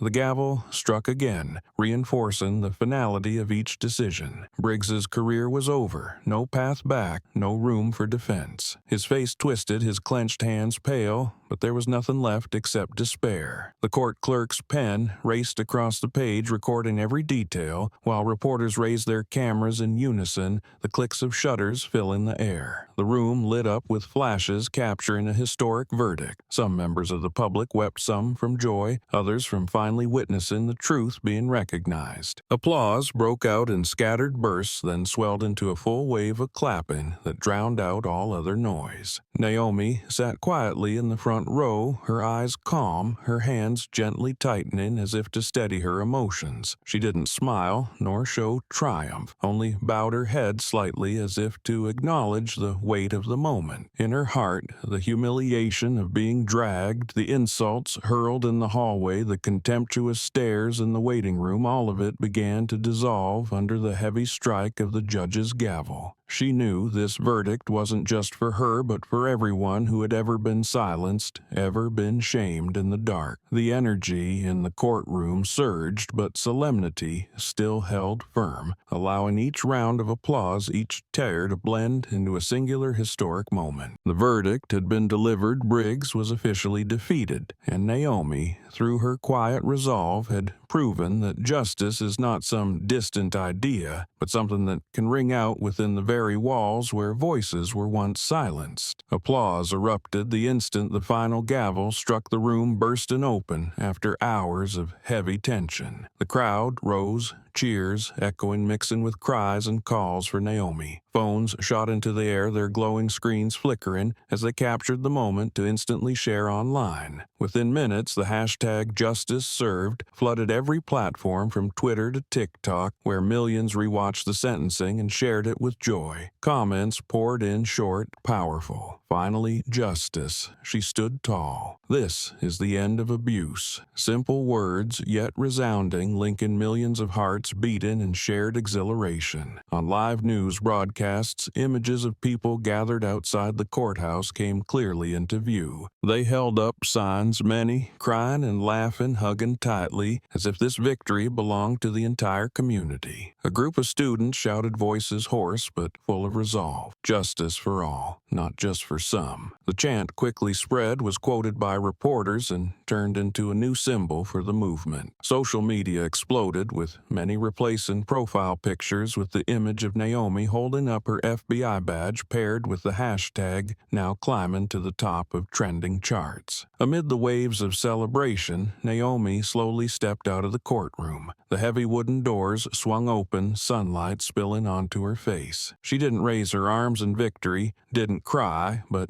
kept a calm expression, her eyes bright but steady. Her footsteps echoed against the stone floor, each one so firm that the crowd paused for a beat before erupting once more. Camera flashes fired non-stop, capturing the image of a woman who had just walked through a storm. No grand gestures yet, radiating a strength that shook the square. Reporters pushed forward microphones, raised questions flying. Naomi, do you have a message? How do you feel right now? But Naomi remained silent, her eyes sweeping the sea of people, offering her response through calm presence rather than words. Outside, the chants rolled on, banners fluttered, and in that wave of sound her composed face became the focus. Her calm, wasn't indifference. It was the quiet power of someone who knew she had just done something not only for herself, but for thousands who had once been buried in silence. The moment Naomi stepped down the grand steps in front of the courthouse, the golden afternoon light falling across her hair, the crowd erupted once more in unified applause, their cheers rolling like waves. In the hearts of those watching, her calm carried more power than any fiery speech could. It spoke for everyone that justice had been served, not through spectacle, but through unwavering resolve. And from that point on, every step Naomi took was no longer just the step of an individual, but the stride of a symbol etched into society's memory. Truth can prevail, and human dignity can be restored even in the coldest of places.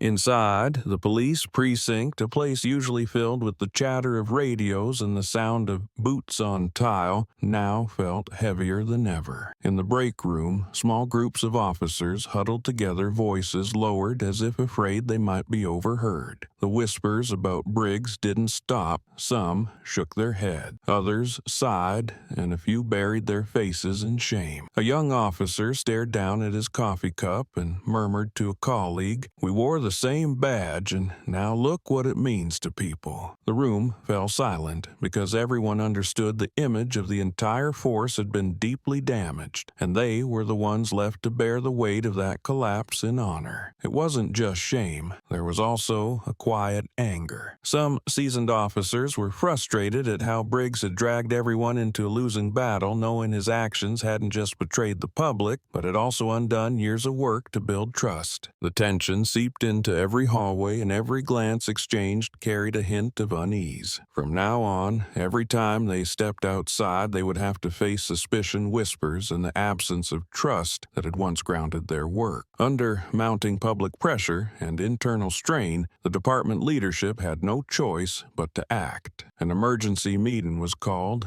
and the large room was packed with tense faces. On the table, draft policies were hastily laid out, the words "anti-discrimination policy" bold on the cover page. The head of the precinct looked straight at his team, voice sharp and unyielding. "We cannot afford silence anymore. From now on, zero tolerance." That decision wasn't just a document. It was a confession that silence had once enabled abuse. The new policy was released the same day, requiring all officers to attend mandatory training on human rights and equality. A press release followed, promising that discrimination would no longer be tolerated within the ranks. The media picked up the story quickly, with many calling it a long overdue but necessary step. Public skepticism remained, but at least it marked a shift the system could no longer ignore. Throughout the halls of the precinct, new posters about respect and equality were pinned to the walls, part of an effort to reclaim a sliver of the trust that had been lost. Naomi wasn't there, but her name echoed through every conversation. It was Briggs who had dragged the entire force into disgrace, but it was Naomi's steady resistance that forced them to face the truth. Officers sat quietly reading the new policy, some nodding slightly, others closing their eyes in thought. They knew this wasn't just a change on paper, but a warning bell, that once the public had seen the truth, there would be no more room for complicity. And so the ripple effect became the first step toward transformation, slow as it might be, but irreversible all the same. In the days that followed, the heat from the Briggs case had barely settled before a new wave surged. As the public demanded transparency, investigators and the media began digging through files long left in drawers. Old cases, from forgotten complaints to unresolved grievances, were brought back into the light. The public was stunned to learn that Briggs wasn't an isolated incident. Behind him was a network of individuals who had abused power, shielded by silence and complicity. Each day, the news named another figure, another buried story of misconduct, and the list of those losing their positions continued to grow. A sergeant who was accused of yelling at and humiliating a citizen in public was forced to resign. A high-ranking officer was suspended after being linked to a series of falsified reports from past protests. What was once silence turned into panic as everyone worried their records would be unearthed next. Inside the force fear spread fast. Those who once felt untouchable now bowed their heads, bracing for their turn to be called out. The police department felt like a building shaken from its foundation, bricks fallen one after another, taking with them anyone still clinging on. The press followed closely, editorial after editorial, dissecting how an entire system had allowed this to go unchecked for so long. One major paper ran the headline, "The Naomi Effect Spreads, Justice Forced to Face Itself." The phrase was quickly repeated across television and social media, becoming a new symbol. The Naomi Effect came to define the moment when one woman stood her ground,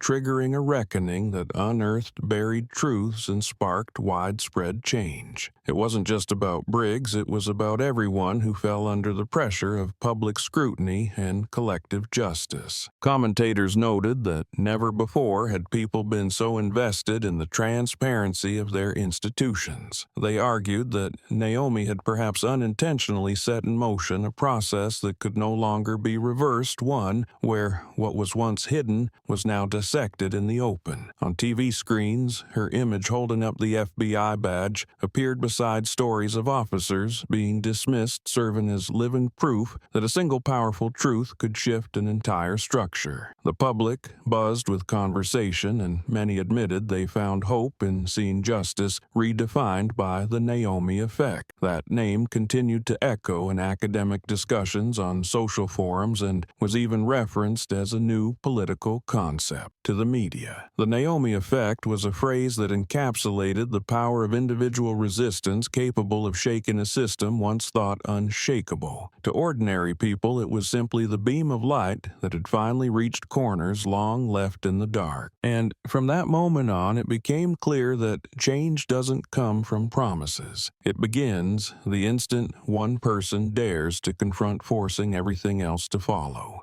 In the large university auditorium, hundreds of students filled every seat from the front row to the highest tier, the warm yellow lights casting a glow over a room full of anticipation. On the simple wooden stage, Naomi Carter stepped forward with a calm presence, her voice clear through the microphone. Silence can be power. The short sentence made the entire room fall silent, each person seeming to feel a deep part of themselves being stirred. They had seen her in the clips, had cheered when she raised her FBI badge, but now hearing her speak in person felt entirely different, both intimate and profound. Naomi didn't recount the details of what had happened. She chose instead to reflect on the meaning of silence, explaining that sometimes silence isn't submission, but a choice that allows the other side to reveal their true face. She looked directly into the eyes, watching her eyes filled with sincerity. Her words were never embellished, yet every syllable carried the weight of experience and courage that had helped shift the course of a society. The atmosphere grew heavier, students holding their breath, scribbling each line into notebooks as if afraid to miss something essential. A female student in the front row stood up, her eyes red, voice trembling with emotion. "How did you stand tall?" The question echoed across the auditorium, turning heads and drawing every gaze back to the stage. Naomi paused for a beat, took a deep breath, smiled gently, and replied in a steady voice, "By knowing that humiliation does not define us. What defines us is the courage to keep walking." The answer dropped into the room like a blade slicing through the invisible fears held by each young listener. A wave of emotion swelled many students in tears, not out of pity, but because they felt newly empowered. Applause broke out, first scattered, then swelling into a roar that filled the auditorium. Naomi stood still, smiling, letting the support flow as proof that her message had reached its mark. In that moment, the room became more than a place for a speech. It became a space of empathy, of belief that each person could stand tall despite adversity. Students continued to ask questions, not just about the trial, but about how to maintain faith in the face of life's pressures. Naomi listened carefully to each one, responding with calm calm honesty and the occasional humor that made the room laugh. But what lingered most was the power in her simplicity, a strength not born of slogans, but of the truth embedded in the way she had lived chosen and moved forward. When the talk ended, the entire auditorium rose applause, stretching on as if no one wanted it to stop. In their eyes, Naomi was no longer just an FBI agent. She had become a symbol, a living lesson in courage and conviction. Naomi lifted her head, her eyes calm and steady, her voice ringing evenly through the microphone. Not fast nor slow, each word etched into the air. By knowing humiliation never defines us. As the words ended, the entire hall fell silent as if hundreds of hearts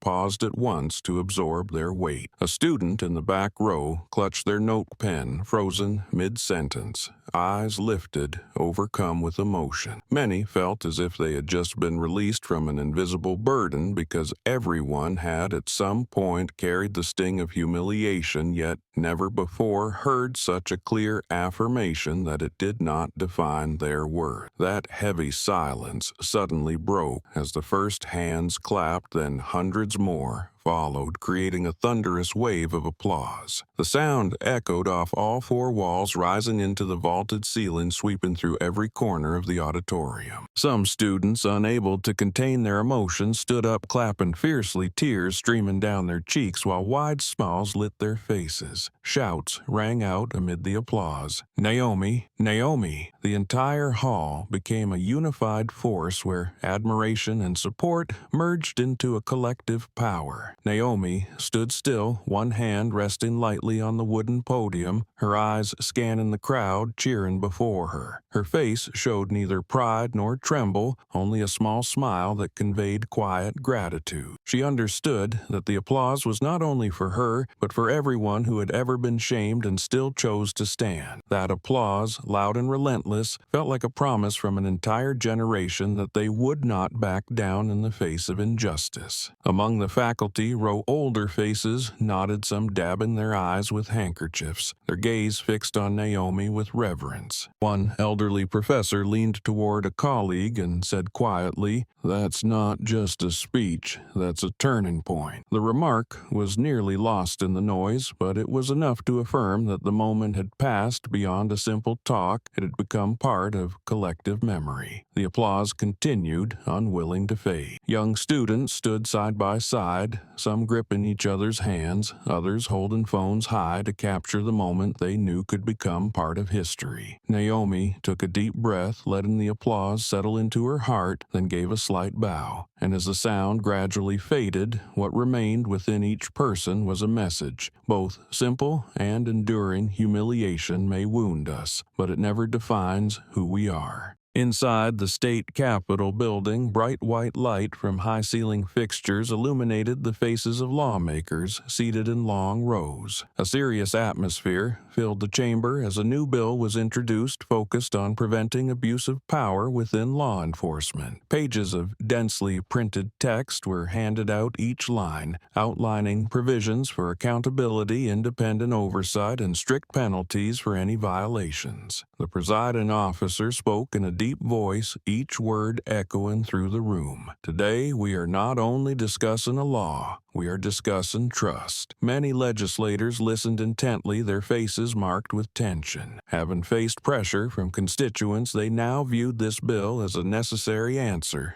to restore public confidence. As the debate reached its core, a young representative stood, his firm voice breaking the stillness. "We cannot ignore what happened to Naomi Carter." The statement shook the entire chamber, every eye turning toward him. He continued, raising the folder in his hand, his voice growing stronger. "Her case showed us what unchecked power looks like. If we stay silent, we are complicit." The rows of legislators buzzed, some nodding, others frowning, but none could deny the weight of that reference. Naomi was not present in the chamber, yet her name became the anchor pushing the bill forward. Images from the courtroom the moment she held up her FBI badge appeared on the large screen at the back, reminding everyone that justice is not just an idea. It must be protected by clear laws. Another representative stood, his voice warm yet resolute. Naomi Carter did not only expose one man, she exposed a gap in our system. And this law is our answer. Applause broke out across several rows, not loud but steady like a quiet consensus. The lines of the bill no longer read as dry legal text, but were now powered by a real story, by pain turned into action. In the press room just outside, journalists typed rapidly the headline, "Naomi's Case Sparks Reform," quickly flashing across screens. News channels broadcast live anchors declaring this bill, inspired by Naomi Carter's courage, could change how justice is served in this state. People watched from cafes, living rooms, and public squares, all feeling that a turning point was near. As the debate came to a close, the atmosphere in the Capitol remained tense, yet filled with a sense of hope. Referring to Naomi's case was not just a point of reference, but a warning that justice must be protected by concrete action. And from the moment the anti-abuse bill was placed on the table, the system began to shift slowly but surely toward a future where power would no longer be allowed to become a tool of humiliation and injustice. The legislative session ended with the firm strike of the gavel, and the anti-abuse bill was officially passed by an overwhelming majority. That moment marked a historic turning point where clauses on paper became new standards, forcing law enforcement agencies to change the way they operate. From now on, every act of discrimination, every sign of power abuse would be tightly monitored, and no individual would be exempt from accountability. Inside the chamber, many lawmakers exhaled in relief. Some shook hands, others simply looked up at the large screen where the words "bill passed" were clearly displayed, as if to mark the fact that they had just helped rewrite the rules of an entire system. Outside, the media immediately broke the news, and websites simultaneously published headlines in bold. A respected newspaper ran this front-page line, "One woman shifted the system." The brief sentence struck a chord, as everyone knew that woman was Naomi Carter. The article opened by describing the moment she raised her FBI badge in the courtroom, an image compared to a hammer blow breaking the wall of silence, forcing society to take a hard look at itself. The author emphasized that Naomi did not seek glory, but it was her unwavering stance that paved the way for a reform as few had previously dared to imagine. On television, commentators analyzed how the bill's passage was not only a response to a single case, but a declaration that justice must be upheld by lasting structures. They called it the Naomi Standard, a new term capturing the influence of her story. Citizens engaged in heated discussions, many expressing that for the first time they saw the legislature respond swiftly to public pressure. In classrooms, law professors used the event as a case study, underscoring the importance of how one person can initiate systemic change. Naomi, alone in her apartment one quiet evening, opened her laptop and saw those words flooding the internet. "One woman shifted the system" had been shared hundreds of thousands of times alongside her photo. She skimmed through the posts, her face revealing little, just a faint, gentle smile. In her mind, she knew those headlines were not just about her, but about the thousands who had once suffered in silence, who now had a reason to believe in change. In many places, people lit candles to celebrate the new law, seeing it as a collective victory. Small discussion groups were held at schools, churches, and community halls where people spoke not only about justice, but also about the responsibility to protect it. Every conversation returned to a single point: if Naomi could face humiliation without backing down, then each person could do their part to uphold fairness in their own community. The new law did not just bring an end to a chain of injustices. It opened a new chapter, one where faith in justice was no longer fragile but reinforced by the solid foundation of the law.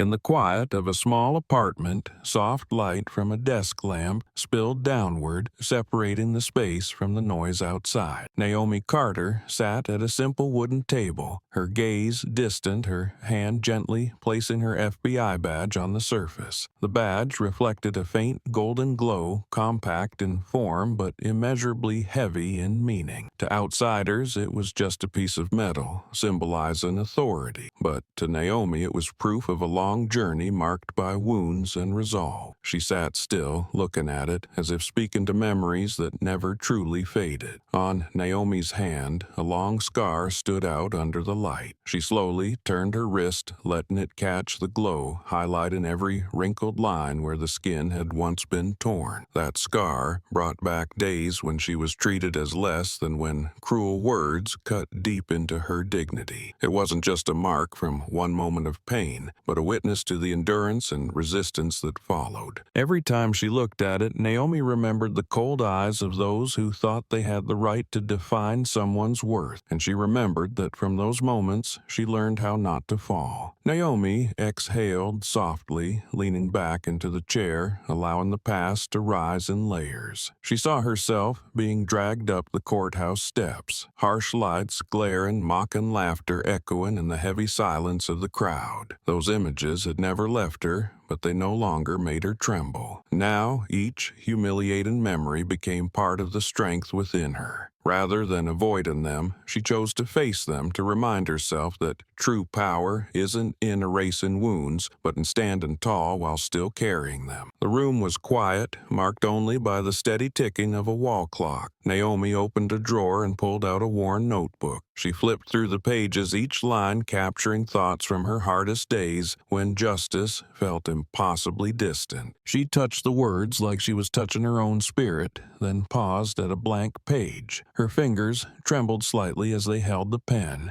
but after a brief moment, she began to write slowly, deliberately, as if engraving each word into the paper. Strength is born from scars, not from the absence of them. That sentence is tied directly to the scar on her hand, a reminder that personal legacy isn't found in bright victories, but in the ability to hold on to dignity in the darkest places. Naomi closed the notebook and placed it beside her FBI badge, two objects that seemed separate but were in fact pieces of the same whole. The badge stood for recognition, while the notebook and the scar bore witness to the journey that led to it. She smiled gently, not with pride nor with strain, but with the calm of someone who understands the true value of what they've left behind. Outside the window, the city lights still glowed, the traffic still flowed. But inside the small apartment, Naomi sat in peace, knowing her legacy didn't need to be loud. It lived in the memory of those who witnessed it, in the lessons for those ready to rise, and in the steady gaze she had never lost. In that moment, Naomi realized her life was not confined to a verdict or a movement, but in the way she chose to live with her scars, turning them into message for those to come. And as soft light spread across the table, where the badge and the notebook rested side by side, she knew she had left something more enduring than any title, a personal legacy built from pain, resilience, and unwavering belief. Naomi sat quietly in the small apartment, the soft light from the desk lamp warming the room. In front of her, the notebook lay open, its pages aged, filled with thoughts and memories from a long, difficult path. Her hand rested on a blank page, holding the pen with deliberate calm, as if wishing to stretch this moment as long as possible. She looked up at the FBI badge lying neatly on the table, the golden light reflecting off the metal surface, then lowered her gaze to the paper. The pen began to move, firm, clean strokes leaving behind a single line. Never let silence be mistaken for surrender. As the ink dried on the page,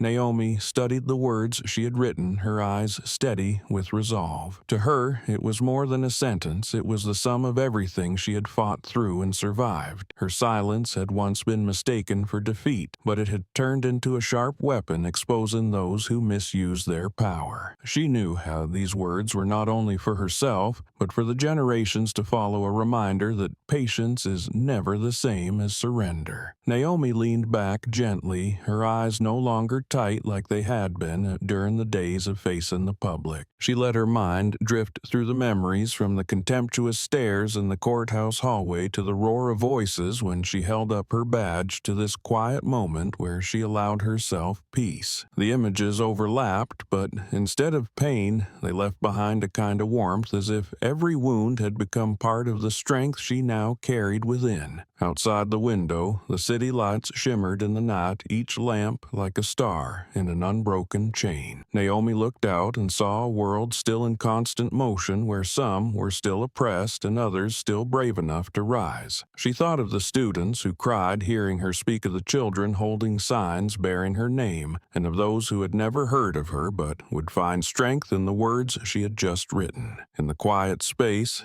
Naomi gently closed the notebook, her hand resting softly on the cover, as if to hold on to what she had just written. A long breath escaped her lips, and then they curved into a faint smile. That smile carried no pride, no sorrow, only the quiet contentment of someone who knew she had completed a journey and left behind something of her own. It was delicate, but enduring, like a thread connecting past and present, reminding her that life could be cruel, but people still had the right to define themselves. The warm light from the desk lamp fell across her face, making the smile even softer. Naomi reached out and placed the notebook next to the FBI badge. The two objects now side by side, one representing power and justice, the other representing belief and personal legacy. She looked at them for a moment, then closed her eyes, letting the smile fade into the dark. In that moment, Naomi understood that the legacy she left behind was not in titles or medals, but in the simple words written with experience and resolve, and that this smile, however brief, would remain in the minds of those who believe in the power of truth. The central square glowed brightly under the lights and swelled with people. Thousands of faces of all ages stood shoulder to shoulder, many holding up hastily written signs. Their words, thick with red, blue, and yellow paint, blending into the torchlight and phone screens streaming live. In the sea of people, young hands raised a banner reading, "At Justice for Naomi." Each letter burning bright against the white fabric, becoming the symbol of a movement that could no longer be silenced. The air was thick with unity, the rhythm of drums and synchronized chants forming a pulsing anthem, making the square feel like a single giant being breathing in unison. Amid the chants, a slight young woman stood on the shoulders of her friends, hair flying in the wind, eyes ablaze like fire. She raised her fist high and shouted until her voice cracked, "We can change." The cry echoed, rippling across the space, met with a surge of voices shouting back. The rising chorus shook nearby buildings, stopping passers-by in their tracks, drawing them in until they too became part of the crowd. The simple phrase ignited the square like a match to dry timber, releasing a roar of applause, cheers, and tears with hope. From a distance, on a temporary stage of steel and wood, Naomi appeared in the floodlights. She needed no introduction. The crowd erupted in chants of her name the moment her figure emerged. Naomi stepped forward, calm but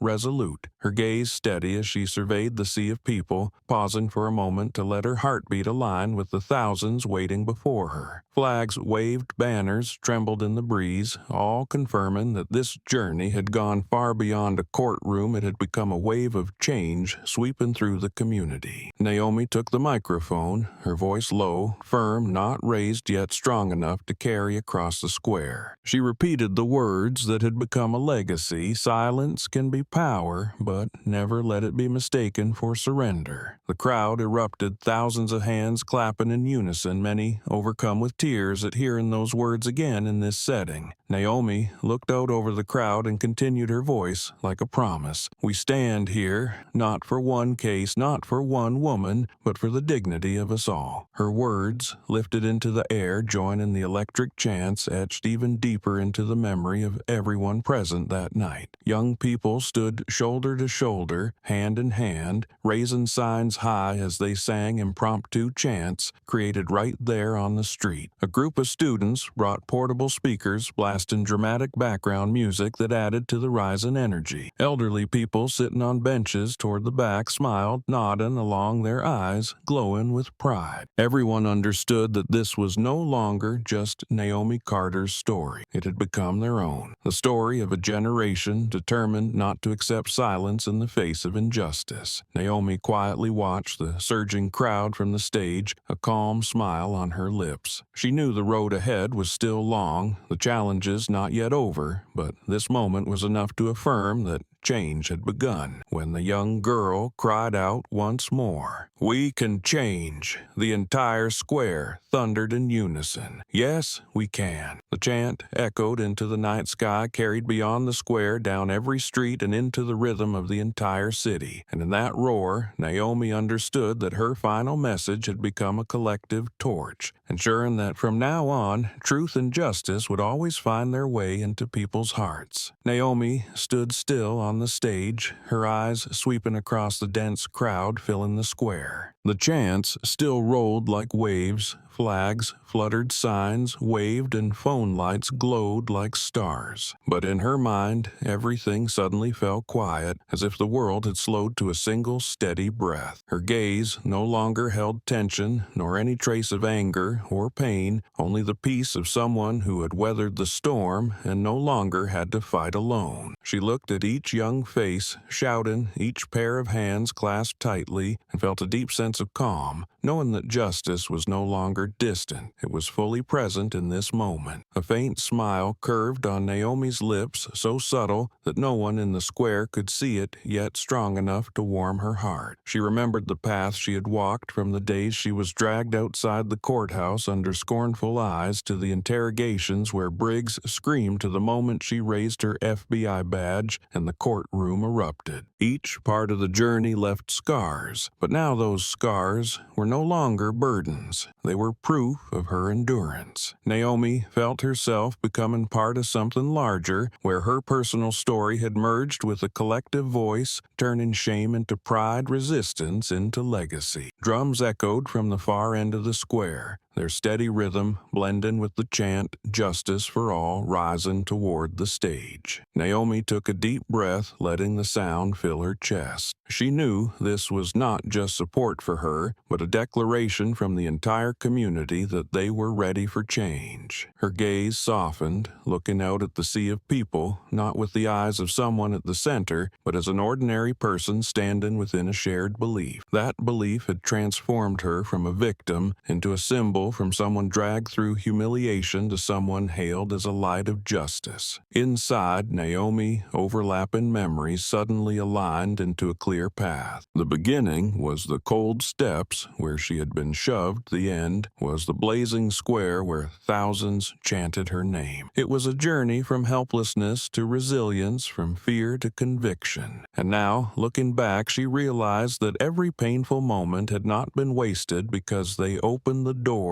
to change. Naomi gave a slight nod, as if silently thanking everyone who had walked with her, even those who once humiliated her, for they too had helped prove the truth more powerfully. Tonight in the square, Naomi needed no more speeches. The calm in her eyes and the stillness on her face spoke for her. The people no longer saw her only as an agent, but as a living symbol of justice, shaped by courage and resolve. At the end of her journey, Naomi had gone from being dragged like a criminal to standing as a beacon of justice before thousands. And in the chant of "We can change," rising with the glow of countless phone lights, that legacy was etched not on paper or legal documents, but in the hearts of a generation that had witnessed the triumph of truth. On this final night, after the crowd had thinned and the bright lights faded, Naomi Carter sat alone, thoughts rushing through her. Her journey from being dragged up courthouse steps to becoming a symbol of justice had left a deep imprint on the whole community's memory. What had happened was not merely disciplinary action, nor just a trial revealing the truth, but a process that forced an entire society to confront a darkness that had been hidden too long. That story did not begin with bold declarations, but with steady silence, and ended with a shared belief that justice justice can be restored when courage is held firm. The first lasting lesson is the power of truth. Naomi never needed loud words to defend herself. She let the evidence and the behavior of her opponent speak for themselves. Truth, once exposed, holds a power stronger than any attempt to conceal it. It can come from a secretly recorded clip, a captured smile, or a delayed testimony. But once it emerges, it becomes something no one can deny. Truth is the foundation upon which a community can rebuild trust, and Naomi proved that it can shake even the systems once thought untouchable. The second lesson lies in the power of resolve. Naomi did not scream in retaliation, nor did she let anger consume her. She stood firm with a steady gaze that forced her opponent to reveal their own weakness. Resolve is not rigidity, but the ability to stay grounded in the midst of chaos. It was that calm strength that inspired thousands, helping them understand that even in the darkest moments, choosing not to bend is already a victory. The third lesson is the value of community. Had Naomi stood alone, perhaps